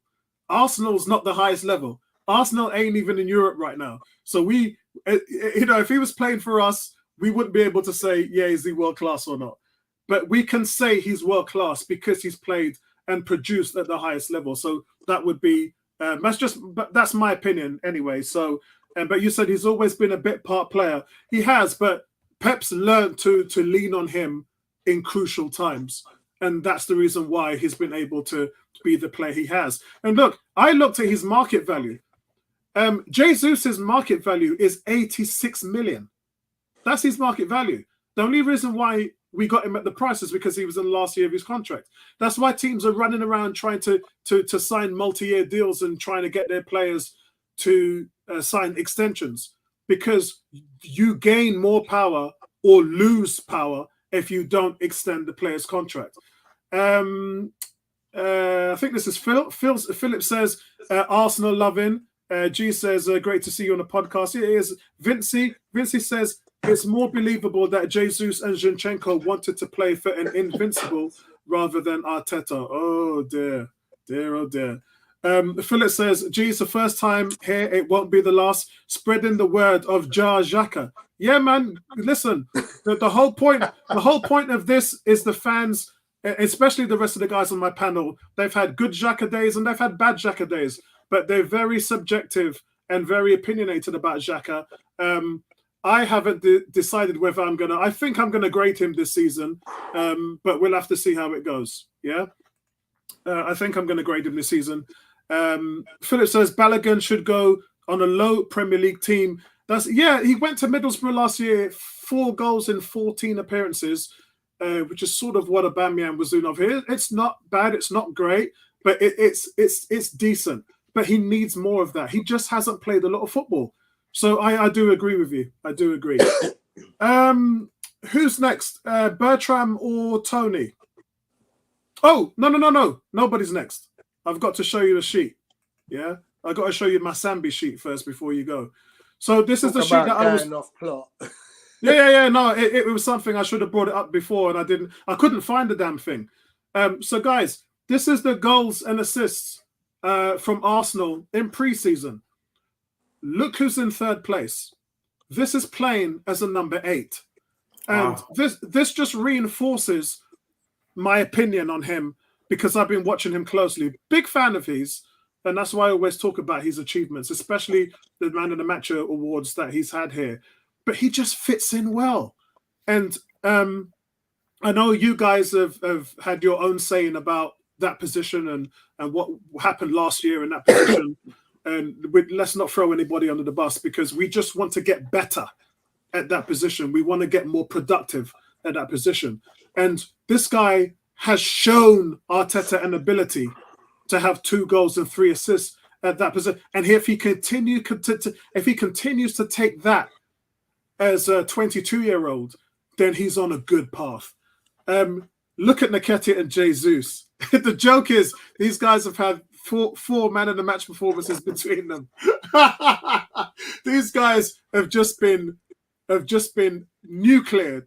Those two have just gone nuclear, and it's just been so fun to watch. As an Arsenal fan, it's been fun for me to sit down and just watch Jesus and Nketiah play.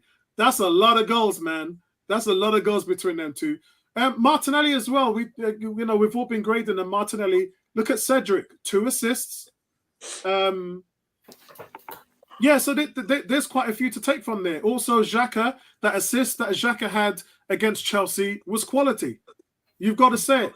And I've often said in the past that his build-up play was very slow, and he was slow in build-up play, slow in moving the ball forward. Xhaka was ultra alert on that pass, and it was such a great finish by Jesus. It was Jesus. Yeah, it was the first goal. Yeah. It was first goal. So Tony, or I think Tony, you're going first, or is it Bertrand? I don't mind. All right, go on, Tony. You got the coach. Oh, Pepe. Wherefore art thou, Pepe? I'm willing to give Pepe another season. Because I've always been Presence blood. I love the kid. I will continue to be a fan of his. I cannot wait to see him succeed. I would love it to be at Arsenal. Look, what are you going to do? You're going to go and you're going to buy someone else who's going to fill that role.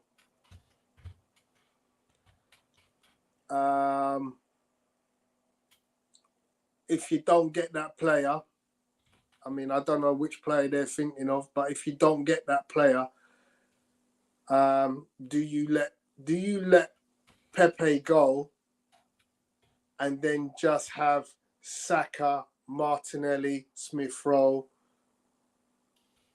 and then I'm struggling to think of an out-and-out winger. Rhys Nelson? He's going. If anyone's going first out of Pepe and Rhys Nelson, it's Rhys Nelson. It's Rhys Nelson, yeah. Because you don't have to spend big money to get Rhys Nelson.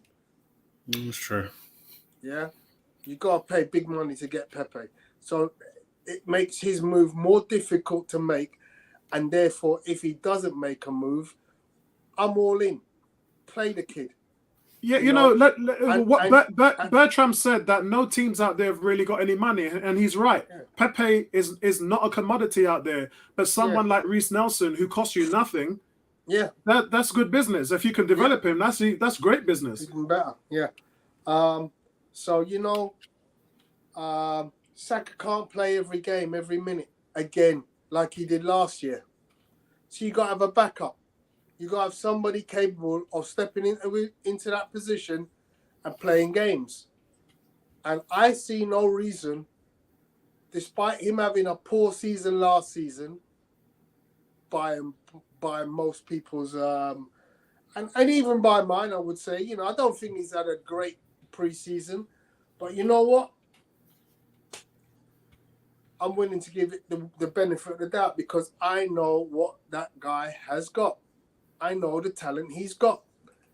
And if you get him to start playing, and if you're coaching him in the right way, and you're getting the confidence. Tony, you're lighting Binzi on fire. Binzi's giving you some Bertram Spence love right now. Because Bertram is saying, I want to see him play through the middle. I don't know. I don't want to maybe see him play through the middle. I want to see him play where he plays, but I want to see him with some confidence. I want to see him, like as you said, every time he got the ball in pre-season, he tracked back. He went back. Let me see you go on and take on your man.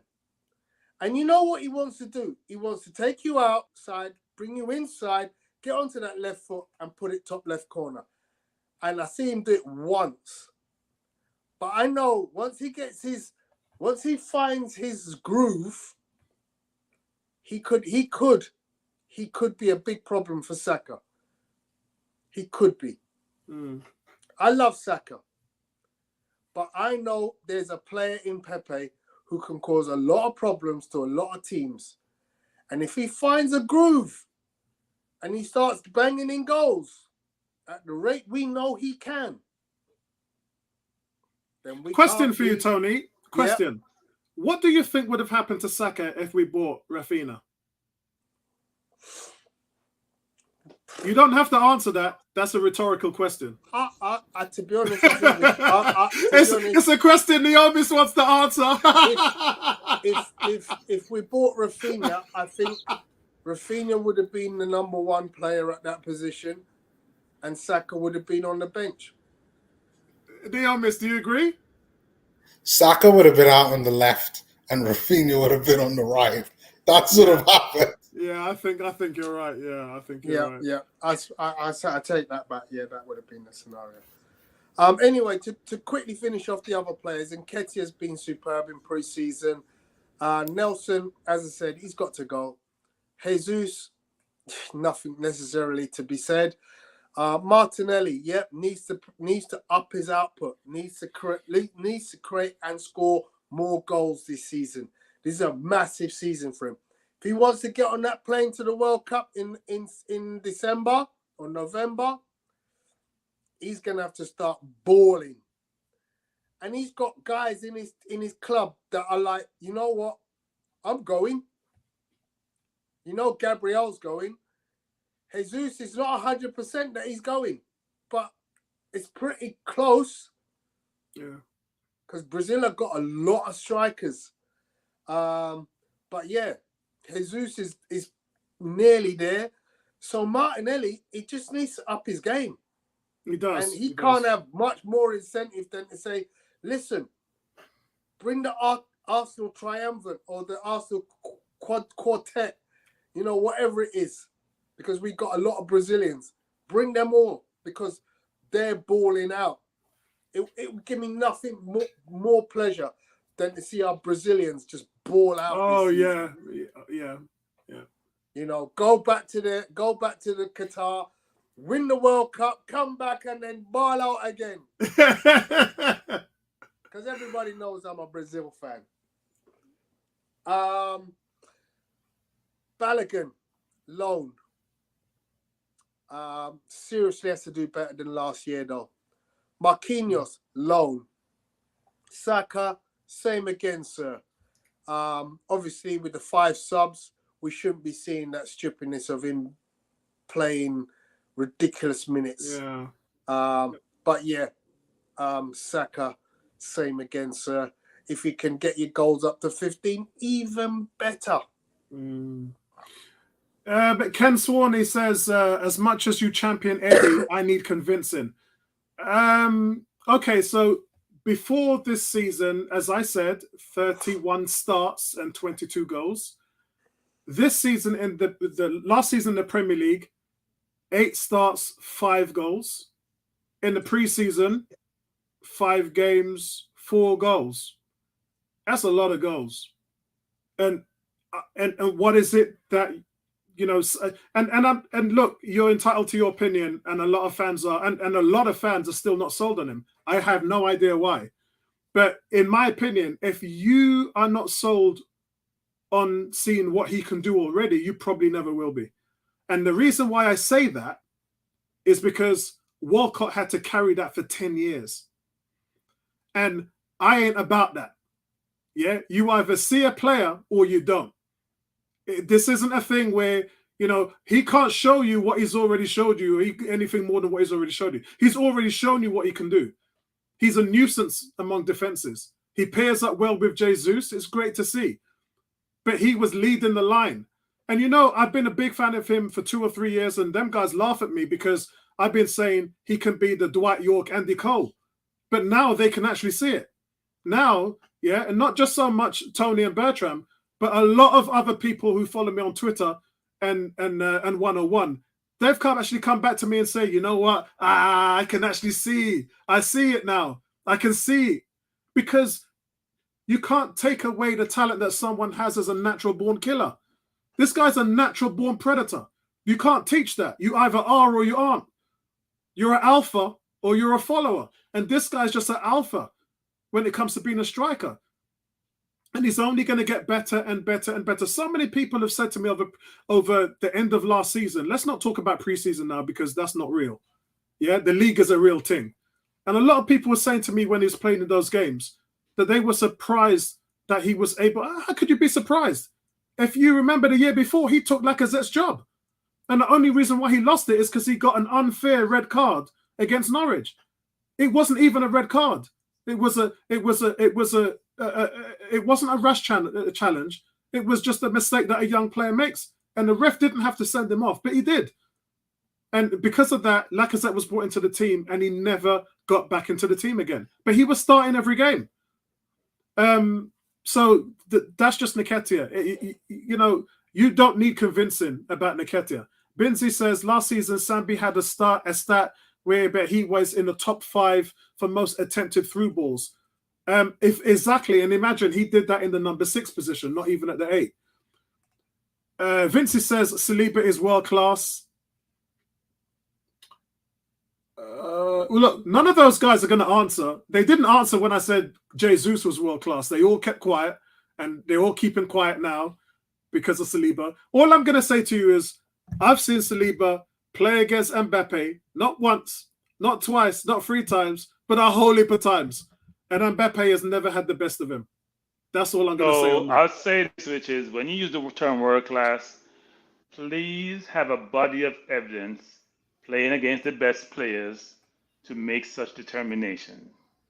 So I know he played against PSG and did well in both games, but please let me see him play entire 38 games in the Premier League or 30 plus games against some of the best players, and then we can say that.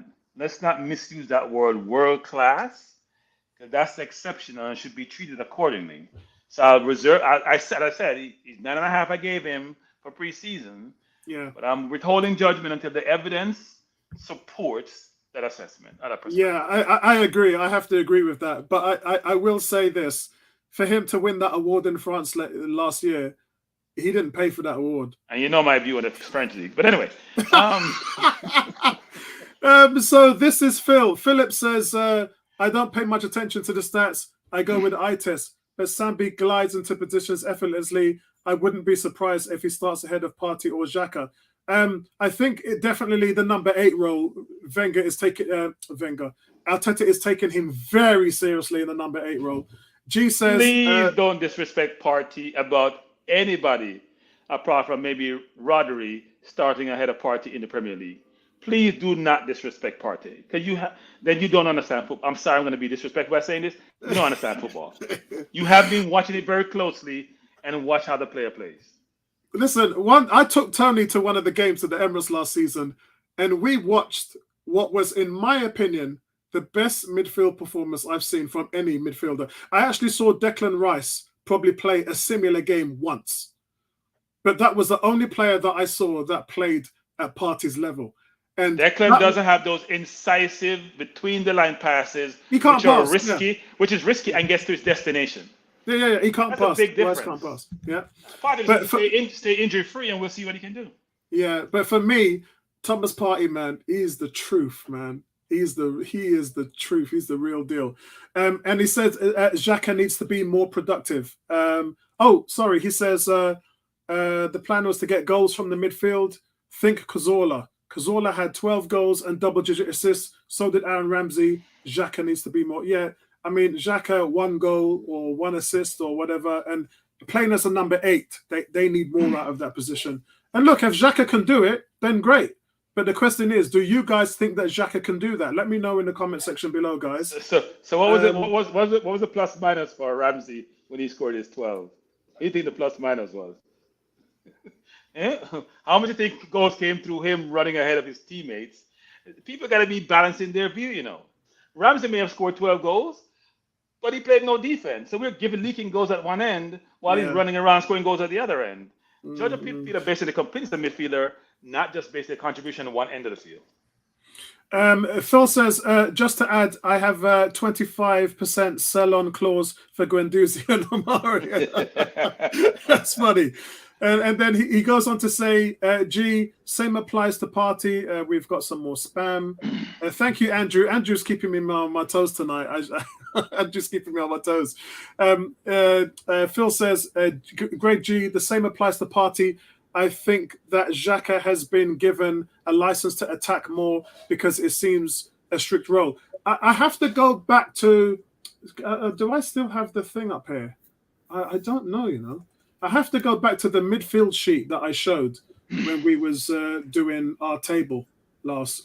Here it is. I still have it. So we did a podcast. It's very fun, very enjoyable podcast. And we looked at all of the midfielders. And this is Xhaka here. And this is Party here. And what we were surprised with was that Party, when it came to key passes and blocks, was top of the chain. He was top of the chain. But Tielemans, a guy that nobody, I'm not going to say nobody, but a guy that not a lot of Arsenal fans like, he had more appearances, so he's durable. Talk about Party getting injured. He had more goals than any of those with 6. He had more assists with 4. He had more shots. He had more long passes and more passes blocked as well. So not only can he score on that offense, but he actually can create from deep, and he actually has a lot of blocks. And I think if I go on here, recoveries, he actually had more recoveries than the rest of the guys as well. So I really do like this. Basuma was boss as well, and Basuma was boss in a pure defensive narrative. Tackles, interceptions, clearance. Tottenham have got themselves a baller. Let's not discount that, guys. But the list was really good because it showed us exactly who was good in different sections of the game and why Thomas Partey is so invaluable to Arsenal. Let's go with that's it for the comments. So let's go to Bertram. Bertram, you got the conch, bro. I've been accused of going on my soliloquy by someone in green top who was talking about Brazil a lot. I didn't give him a red card. I'm not Mike Dean. I'm not gonna give him a red card. Hey, Mike Dean's retired. Is Mike Dean retired? Yeah, he's retired. He's retired this year. He's not coming back. He's not. Thank God. So I'm gonna do this quickly. Pepe. Pepe has lost all confidence. He's been shackled. He's a teeny bit of the player we bought, frankly. When he plays for Ivory Coast, he's free, enjoys himself. He plays against France, look like world beater, scoring. Plays for Ivory Coast, he come play for Arsenal. No, his manager doesn't like him. I respect his game. Can't get Osaka, and he goes in his shell. As Tony alluded to, which I saw even in the game he played. First of all, he's playing with the second team. Let's be clear, that second team is not playing well throughout this preseason. That's who he plays with most time. And secondly, when he plays, he's afraid to lose the ball. So he plays it back all the time. When you try to beat a man, you're taking risk. And if you take risks, more likely than not, sometimes you're going to lose the ball. He doesn't do that. And by the way, Neil, I'm going to jump to Saka a little bit, because I like to talk to Saka. Saka doesn't get double team more than any other very good forward in the league. What he does is, and I get to him, he stops the ball so the defense recovers. He never runs by you on the left. He always stops the ball first and trying to figure out where to go. Do I go left? Do I go right? Do I pass? Because he plays a lot with Odegaard. So he's always going to slow the play down, allow the defense to recover. Let me finish quickly because I don't want to get a red card. So Pepe, I'll give a 5. I'll give Pepe 5. Nketiah, I'll give a 7.5. And this is not going to be heresy. Nketiah is a better forward than Aubameyang and Laka. I'll go to next. But listen, hold on. You've got something to say to me All So them let me days just say he was- this. So yes. All right, okay. So I'm let me waiting say for the this. apology, you know. No. I've Let been me say. waiting Here's what I say. 5 months I've been waiting for the apology. Abba is a brilliant goal scorer, but that's all he does. Sorry, that's all he does as a footballer. When there are like 5 or 6 attributes you need to have. Xhaka, brilliant hold-up player, can find a pass, can't run to save his life, can't beat a man to save his life. At least going forward, he can do so in a spot which he rubs out, frankly. And Ketty has much more around the game. And Ketty needs to add a couple of things in his game by being able to beat a man, create enough space so he can draw the defense and he can make a pass out of that play. But apart from that, he's a well-rounded player, and he's done really well since the last 5 games of the season. And by the way, our shining light didn't show up in the last 7 games, most of them. Saka had 2 penalties in the last 7 games. But anyway, hate to quote stats. Nelson, Tony says sold. I agree with him. I know he's 22. We don't want another Nabry. Sell him with a buyback clause. Sell him for 10, buy him back for 20. In hopes, in case he does really well. Jesus, 10. Nothing more to be said. Martinelli, great potential, need more productivity. Martinelli, by the way, doesn't get any more double team. You know why? He gets it and he goes. He's not waiting around for anyone. He gets it, he stands you up, he's looking for money on the floor because he lost something down there because he can't look up, can't see, which is what Saka does really well, but doesn't go by you quick enough. The decision making has to be quick. I get it. Where am I on the field? Where do we need to go to? Where's my teammate? I go or make the pass. Martinelli looks down too much. He did a brilliant pass to Odegaard in the game against Chelsea, which was quick. But the kid drives fear in defenders because he's driving at you, which Saka doesn't do as well, by the way, because he jockeys too much. He drives at you. You have to make a decision. Am I going to go in and tackle? If I don't, he's going to. And look how much time he goes down by the byline and cut the ball by and go by the defender because he's committing you. We need him to both put the ball in the net more. Balogun loan, hopefully Premier League. Both Balogun and Nelson, by the way, need to try to get into the Premier League. But teams where they can get game time. That's the only way you're going to be able to prove yourself and have confidence. Just like Willock when he went to Newcastle and came back, prove himself in the Premier League. That's how you get the big sales purchases for those players. And that's how they build their brand. He went to the Championship last year, didn't put the house on fire. Maybe he goes back there, but I think I would love for them to get into the Nottingham Forest of the world so they can get game time and demonstrate their capability. Marquinas, young, potential. Can't say much on him. My favorite player, Saka. Very, very good player. A lot of ability. Can't shoot with his left or right foot. Very intelligent player.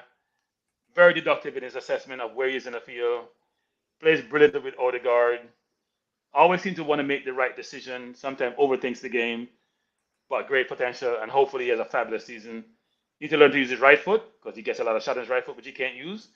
And needs to build up his strength because he's going to get kicked more and more like a Zaka, Amar Zaha does or a Grealish does. But look, this year, I do think we need a wide player. And by the way, if we had Rafinha, Saka would go on the left. We'll have a difficult time with Martinelli because he played more on the bench than he will this season. And by the way, Tony, he's going to play as much game as he did last year in the Premier League like he did this year. He's going to play as much game in the Premier League as he did last year. Now we have Europa League. Pepe will get more Europa League games and more league games, but Saka's going to play a lot of Premier League games. A lot. Yeah, and I think whoever comes as an attacking wide player, that's going to be Martinelli. And Martinelli's going to be the next one to fall.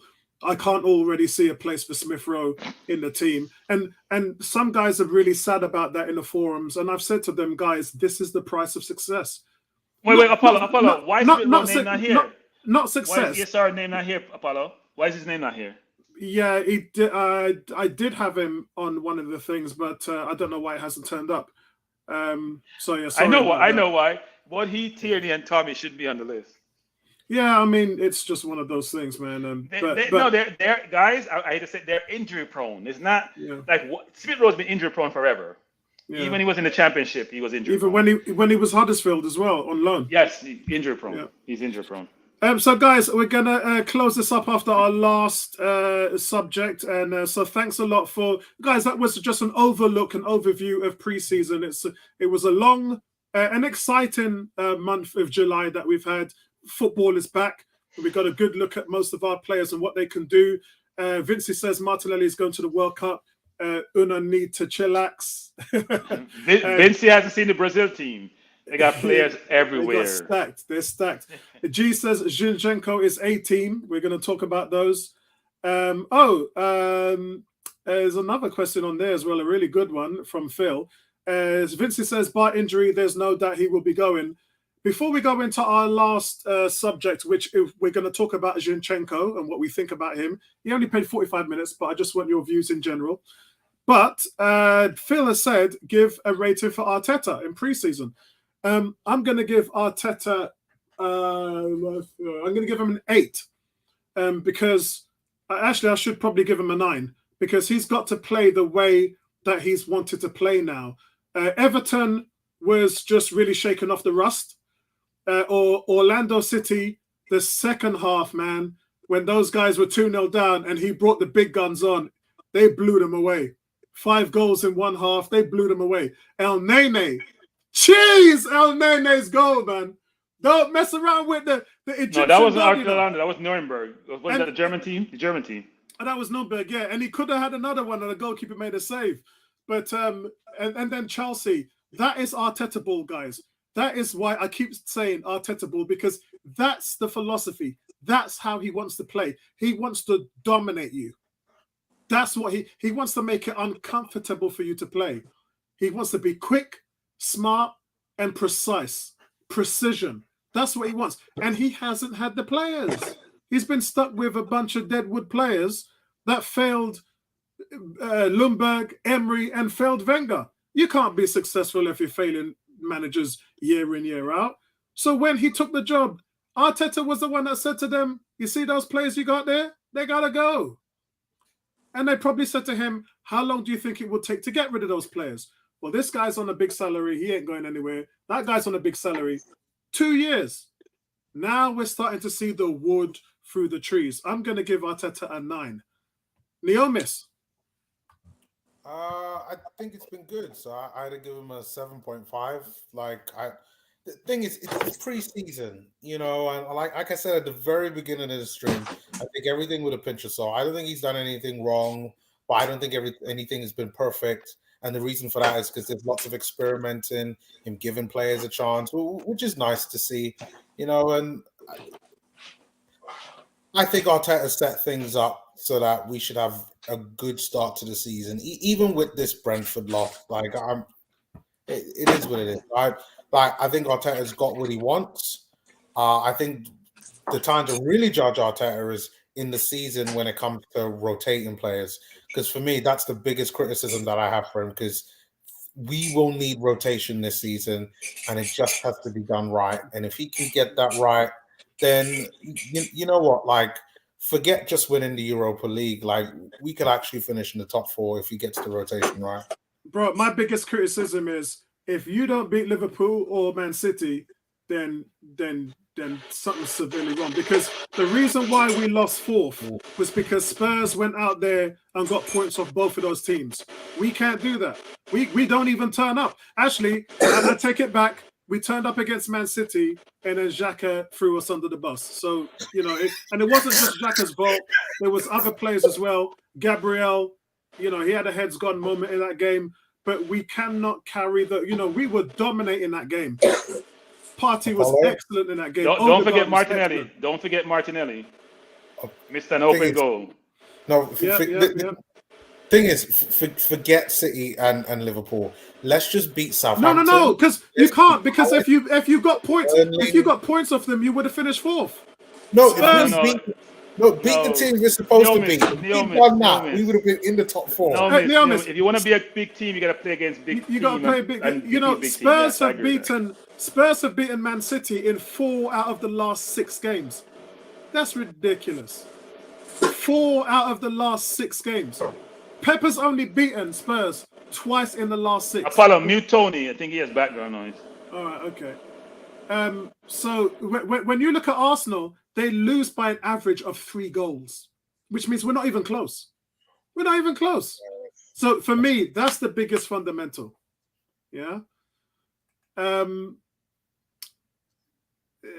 Bertram, Arteta. So I have to give 3 grades: Arteta, Edu, and Stan Kroenke. No, Josh, not Stan. Stan writes a check. I don't give. He delegates to Josh, but Stan writes the check. If Stan doesn't say yes, Josh doesn't do anything. Yeah, Josh is just but Josh, the conduit. But it's Josh's team. Yeah, Yeah, Josh but I'm is just the saying, decision Stan maker. Kroenke is the money. It's his money. So He's the anyway. money man, but the decision maker is Josh. Josh says yes or no.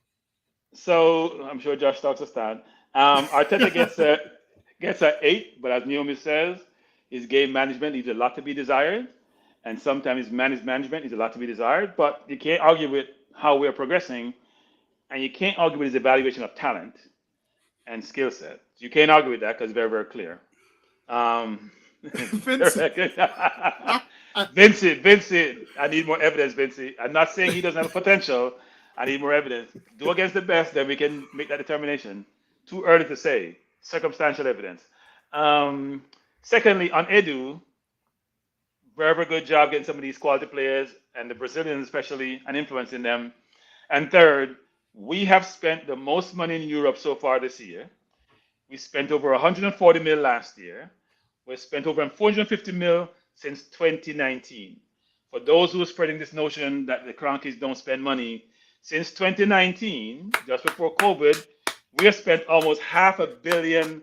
Now, what we need to do, and the strategy of the last 2 years has been, I'm going to buy young, buy quality.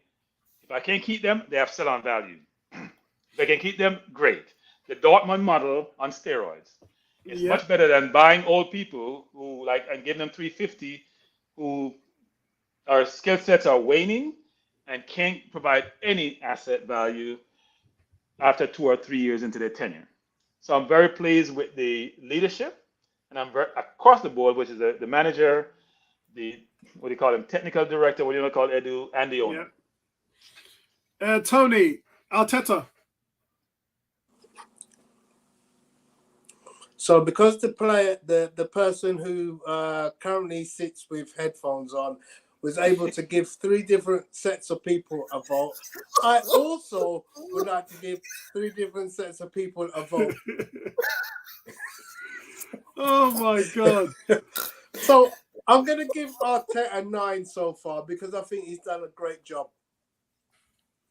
Agreed. I'm going to give Stan Kroenke / Josh Kroenke 9 because they put their hands in their pocket continuously. And I've got to say, I think it was a year ago, there was a march outside the Emirates. Kroenke out. Is that the one where 10 people turned up, or was that the one after that? The one where thousands turned up. All right, okay, yeah. But that was only because Daniel Ek came into the game. Whether he came in or whether he didn't, the point is, the Kroenkes are putting their money where their mouth is, and have been doing so for quite a while. Oh, quite a while, yeah. And I'm not sure if the Arsenal fan base really are appreciative of what they're trying to do. Yeah. Now, the one that needs a low mark is Mr. Edu. I believe that it's his job to get rid of the dead weight. And unfortunately, we're pretty poor at getting rid of dead weight. So can I have a rebuttal? Can I have a rebuttal since I'm the one who brought up Edu? Can I have a rebuttal when Tony's finished? We're literally just tearing up contracts. And I know we're not the only club tearing up contracts. I was just about to say that, Tony. Aaron Ramsey got his contract torn up today. But to think of all the players that we have got rid of, and that's a lot. And I've got to give credit for getting rid of them. Yeah. But to see the value that we've got, the only player we've made money out of in the last 3 years is Joe Willock. So, Tony, do you want me to, because I feel very passionate about that. Apollo, I asked to get back on that. Apollo, I asked to respond to Tony when he's done. Okay, yes, I'm responding. So, Tony, I don't agree with Tony about the ability to move players. Here's our problem. We overpay players. So when we want to move players, they can't move to any league except the Premier League unless they tee up their contract because La Liga, Syria, French League can't pay them. Who's going to pay Bellerin 100,000? Who's going to pay Kolasinac 100,000? Are you out of your mind? They don't want to pay them 10,000 much than 100,000. So you can't get rid of the player. You want to pay Jose 350, Aubameyang 350. You can't pay them in other leagues. You can't sell them.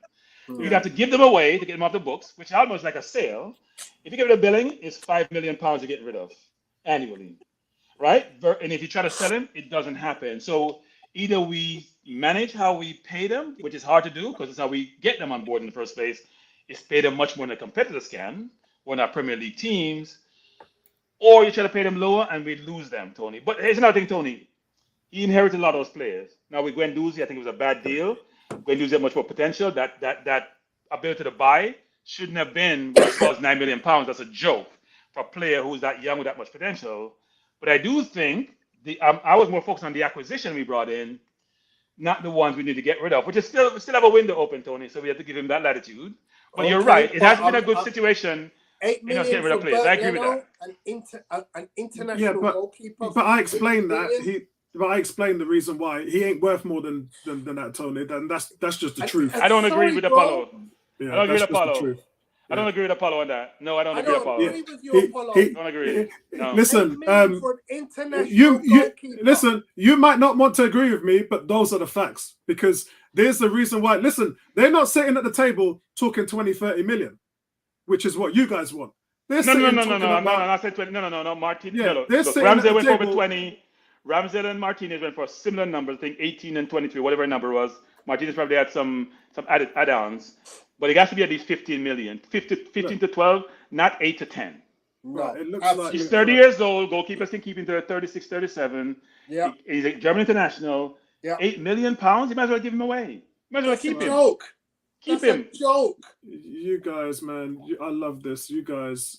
Especially if Turner looks shaky. Turner looks shaky. You may as well keep him. So I'm going to say my piece on this because you guys know I'm very passionate when it comes to this. Do you know what the difference between the Republicans and the Democrats are? This was a famous saying, by the way, from Bill Clinton. Yeah? Arithmetic.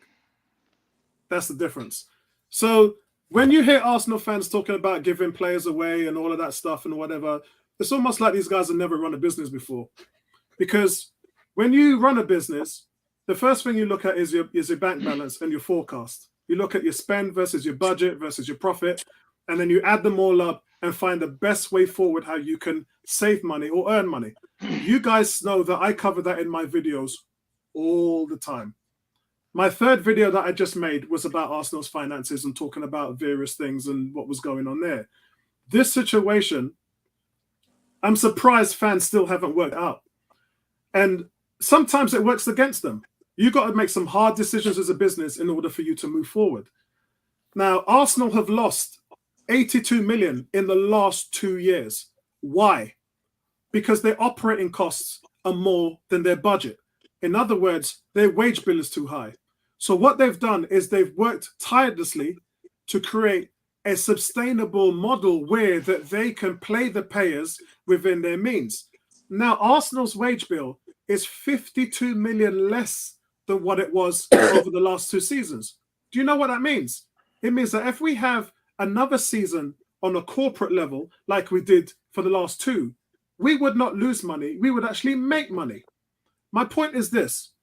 If you have a player like Bellerin, like Socrates, like Mustafi, or Klasnach, all making 100 grand a week, and let's include Leno for that, that's 5.2 million per year. And the player is on unaffordable wages for another team. So as a business, you have 2 decisions to make. You either keep that player around, which makes the whole environment unhappy, and it affects your culture. Keyword being culture.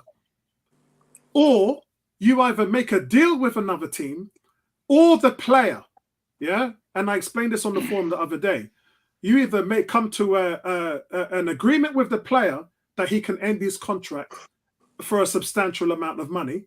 Yeah? That's a savings. Or you send him out on loan and you part pay his contract. Say if he was on 100 grand a week, 5.2 million a year, and you decide to pay half of that salary, that's 2.6 million. So you've made a savings of 2.6 million. Yeah? In January, we all know how that went down. Arsenal saved 36 million. Now, granted, they got it wrong and they should have brought some players in. We all agree. But the fact of the matter is, their first Their first goal was to create an environment where they could spend money in the summer.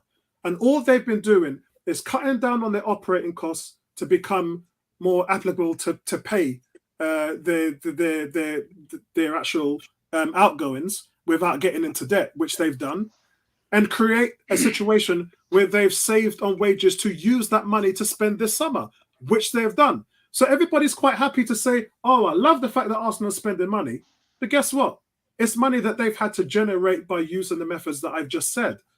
So in that respect, Arsenal will never get I don't see anybody on YouTube making the videos that I do when it comes to the finances. Why? Because they don't care. Fans don't care about front office. They don't care about finances. All they care about is which player comes in, how much does he cost, and when is our next signing. That's the fact. Apollo, you're missing something in that whole equation. So the only person I hear really talk well about finances in England, frankly, in a very thoughtful way, knowledgeable way, is the person who I have as much respect for as I have distaste for, Simon Jordan. Simon Jordan understanding. So when you say they save money and costs, here's what we're missing. When you buy a player, you amortize the player over a certain period of time. So not all that expense goes to the bottom line immediately, right? So when you sell the player, you're debiting cash. You have cash in your book, and you're going to credit that liability, that player that's going out the door, right? You're debiting the cash. We don't have the cash we're debiting. Yes, but the expense, but listen to me. The expense get reduced, but there's no cash coming on the top end. Where's my cash? So here's an example to follow. Liverpool. You want to emulate a team who's done brilliantly in the transfer market in all of Europe. Look at Liverpool. They sell Brewster for what, about 20-something million? Can't get into the Sheffield team. They sell Williams for what? They sell players for twice their value. Yeah, but forget about Liverpool. Let's stay on topic. No. But I'm getting to the point I'm trying to make, which is this. I don't give Arsenal credit for what they have done as rate of player sales. It's been poor, overpaid players. That's why you struggle with your books. And secondly, can't sell them on for anything value. That's the problem. And you know what? We should do a class on. You know what? We should do a PowerPoint presentation and talk through finances and how it's recorded on the books of the team and show amortization, because people don't seem to understand those components. It's like goodwill when you buy a business. So you can go through the numbers if you can see it. Because I get frustrated hearing AFTV talk about these things and other people who don't understand finances and understand how they record these things and how you make money. Yeah. And I agree with your concept, which is it's sunk cost. So if I have a player on the books and it costs me $350 like a Aubameyang and I keep him on the books and he's no selling value, I should get rid of him. Yes, cut my losses. Even if I take pay half his salary, I'm still saving $175 versus paying out $350. Thank you. And that's the concept, Bertram, that our fans can't grasp. They can't grasp that contract. And I'm not blaming everybody for it. It's different for a few of us because we've managed business. Some of us have owned business and run business before. Tony, you've run a business before. So some fans will understand that better than others. My point being is that sometimes you have to make these rough, rash decisions. And I take a point that Bertram started this conversation with, which is a lot of the problems with the team is something that this front office didn't submit to. Josh Kroenke came in for 3-4 years ago. Edu came in 3 years ago. Arteta came in, even though he's not anything to do with that part of the business. But the point is that Sanelli and them guys and Mislintat, they done some serious stuff. Not so much Mislintat, but Sanelli. Sanelli got caught with his hand in a cookie jar, especially on the Pepe deal. And we had to pay for it. The Aaron Ramsey situation and all of that stuff and what was going on with the Ozil deal and everything. Look, man, these guys had to come in and the first thing they did was put out fires. Now, when you're trying to run a business and you're trying to make profit in a business, the first thing you have to deal with is the deficit. You have to deal with how to deal with deficit. And for a time, you're putting out fires. And that's never a good place to be as a business. But I don't want to go off tangent here. My point is that Arsenal have had no money for 2 or 3 years because of various things, because of their debt, because of the amount of problems they got in with the high salaries, because of COVID. I can go on and on and on and on and on. But they have done a remarkable job in finding the cash flow and creating the cash flow to go out there and still outspend every team in the league. And for that, you should give them credit for. If nobody has anything to say, the last subject that I wanted to talk about was Zinchenko. Just wanted to get your thoughts on him as a whole. of what you think of him as a player. For me, look, man, when he came on, when he played against Chelsea, and I saw him on the left side hit a 60-yard ball right on Saka's shoelaces, I was like, wow. I mean, I don't think I've seen Kieran Tierney do that before. Not the way that Zinchenko did. Kieran Tierney plays some good balls forward. He does. And he goes, he runs forward and helps support the left winger. He does. And he defends well. He does. But I've never seen him hit a 60-yard cross ball like that wiped out the whole midfield. When I saw Zinchenko, that was Zinchenko's first touch as an Arsenal player. Guys, his ball skills, his vision, we don't have anything like that on that side. He's a technical mastery in terms of his players and his ability. And my question to him is, what makes this signing successful for Arsenal is whether he adds enough to our possessional football to prevent getting exposed in defence.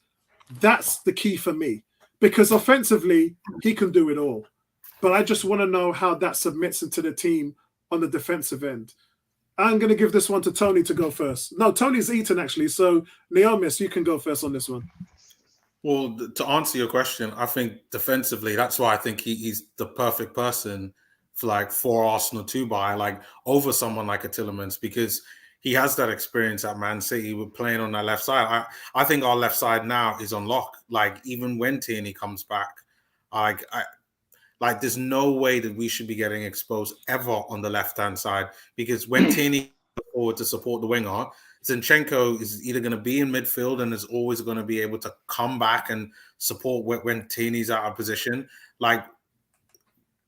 Having Zinchenko in that first team and on our starting 11 is just going to give us that little bit of extra quality, defensive solidity. And I want to see what he can do, in the attacking sense, because we haven't really seen that in the Premier League. The only thing we've occasionally seen is if you ever watch Ukraine play in an England friendly.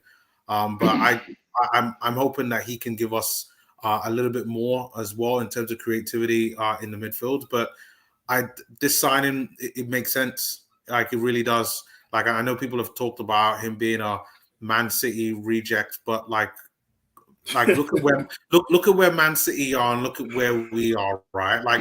When Arsenal were at their pomp during the Arsene Wenger era, we had guys like Jose Antonio Reyes on the bench, and they left to go to Atletico Madrid to be starters.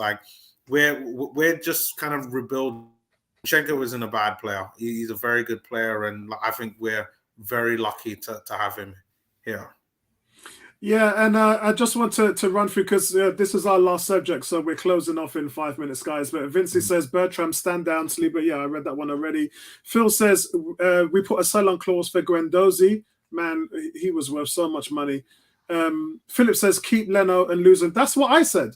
Just keep him. If you don't, I would say to Fulham, if you ain't going to come in with 10 million, then don't come to us at all. That's how everybody's playing it. Leicester's playing us like that with Tielemans. Because it's World Cup year and but he needs to be playing for the World Cup. I understand that. Can't do it. But then get the deal done with Fulham. Tell your agent to sort it out. That's what I would do. Vincey says, 2, Edu gets all the praise for getting the deals done. Agreed. Phil says, Apollo, it's not a FIFA. I haven't played FIFA in so long. Last time I played FIFA was 2006. That was a long time ago. Basic says, big upgrade from Klazatank. Stan says, pump such an underrated word.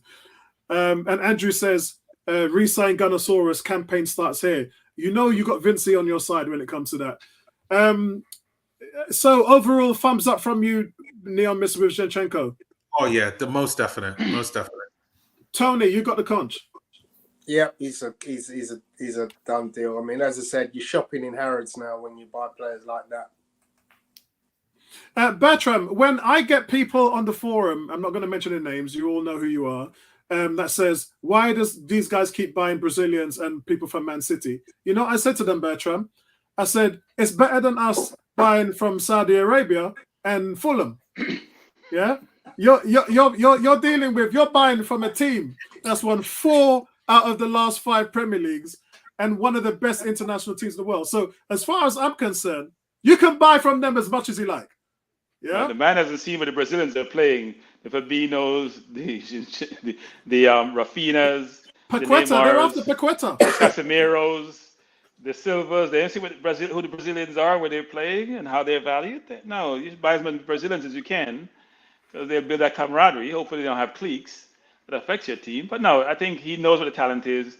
It's a hotbed for talent, and he should. I'll try to be quick since Tony was quick. For Zinchenko, quality buy. When I look at my team, every day what I do is match up my talent against Man City. That's the only team I really match up against, because that's the barometer that you're trying to match up against. I think when we went for Martinez, he used to ping 40-yard pass. Watch him at Ajax. That's one of the reasons I went for him, apart from he was 5'9", but look at him pinging 40-yard pass like Van Dijk does to his wingers, which then spread the defense out, especially when you're getting pressed. That's why it's important to have your goalkeeper play the ball over the top when people are condensing the field. I think he'll do that really, really well. I think his quality, and as Niam has alluded to, when he played for Ukraine and played in the midfield, he was the standout player when they played Scotland by a good distance. Shows his skill set. My only concern about him is he's that rock defensively. Because when you play for City, it's easy. You always have the ball. Can he take the pressure he's going to get from Liverpool, from Salah's of the world, when it really counts? Because Xhaka is slow of foot, so he doesn't have the cover from his left midfielder to help him out as much. That makes it challenging. And by the way, guys, Xhaka is here to stay. I think Arteta loves that man. Yep. We need to move on from Xhaka. He's not going anywhere. All right, guys, listen, that's it for us today. We had a lot to catch up on, considering the fact that we hadn't really got together throughout preseason. So that's why this one took a little bit longer. So I apologize for that. But listen, it's full tilt ahead. It's a shame that I've got to go to Hungary tomorrow for the Grand Prix, because I've got so much to get through and little time to get through with it. We've got to do our predictions for the season. God knows how we're going to do that. Maybe we'll have to do a pre-show. In fact, that's what we'll do. On Friday, when we stream the Palace game, we will do a pre-show, and then we'll do our predictions for the top 10 games before kickoff. So I'll probably have to start that show quite early. And it will be fun. It's the opening game of the season. There'll be a lot of passion and everything going across there. So I'll open that one up at least an hour before kickoff. On Thursday, before the kickoff, we'll do the Premier League show. So we'll be talking about who we think is going to win the Premier League. And we'll have a look at how the transfer went for all teams, whether they improved, whether they didn't improve. And that's where we'll kick off with it, guys. But thank you for joining me tonight, everybody. I appreciate that. Guys, in the chat. Watch along. And I would say this, which is I did predict we would make top 6 last year. Yeah, you did. Prediction against this year. Guys, by the way, while I'm away in Hungary, Tony's going to be doing the watch along on Saturday. So you guys have Neomis, I don't know if you're busy. What time is the game? UK time 12:30, I think. It's 7 a.m. your time, Neomis.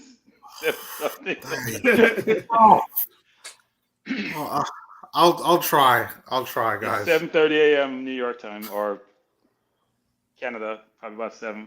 Yeah, that's a crazy time, man. But I just want to say big thank you to the guys in the chat room. You are all fantastic. You're the reason why we're here, and talking to you guys has always been fun. You fill our passion and excitement with all of your questions and everything, and it's always been a thing here. We try to read every comment out. I don't think you can go to a YouTube channel where they try to do that. Yeah, we do try to get through all the questions, all the comments. It's hard work, but that's what we're here for. As I said, very strong community we have here in 101. Thanks, guys. Any closing comments? See you on Saturday morning, guys, or just into the afternoon, early afternoon. Amen to that, man. All right, guys. Thanks a lot, and I'll speak to you in the next one, man.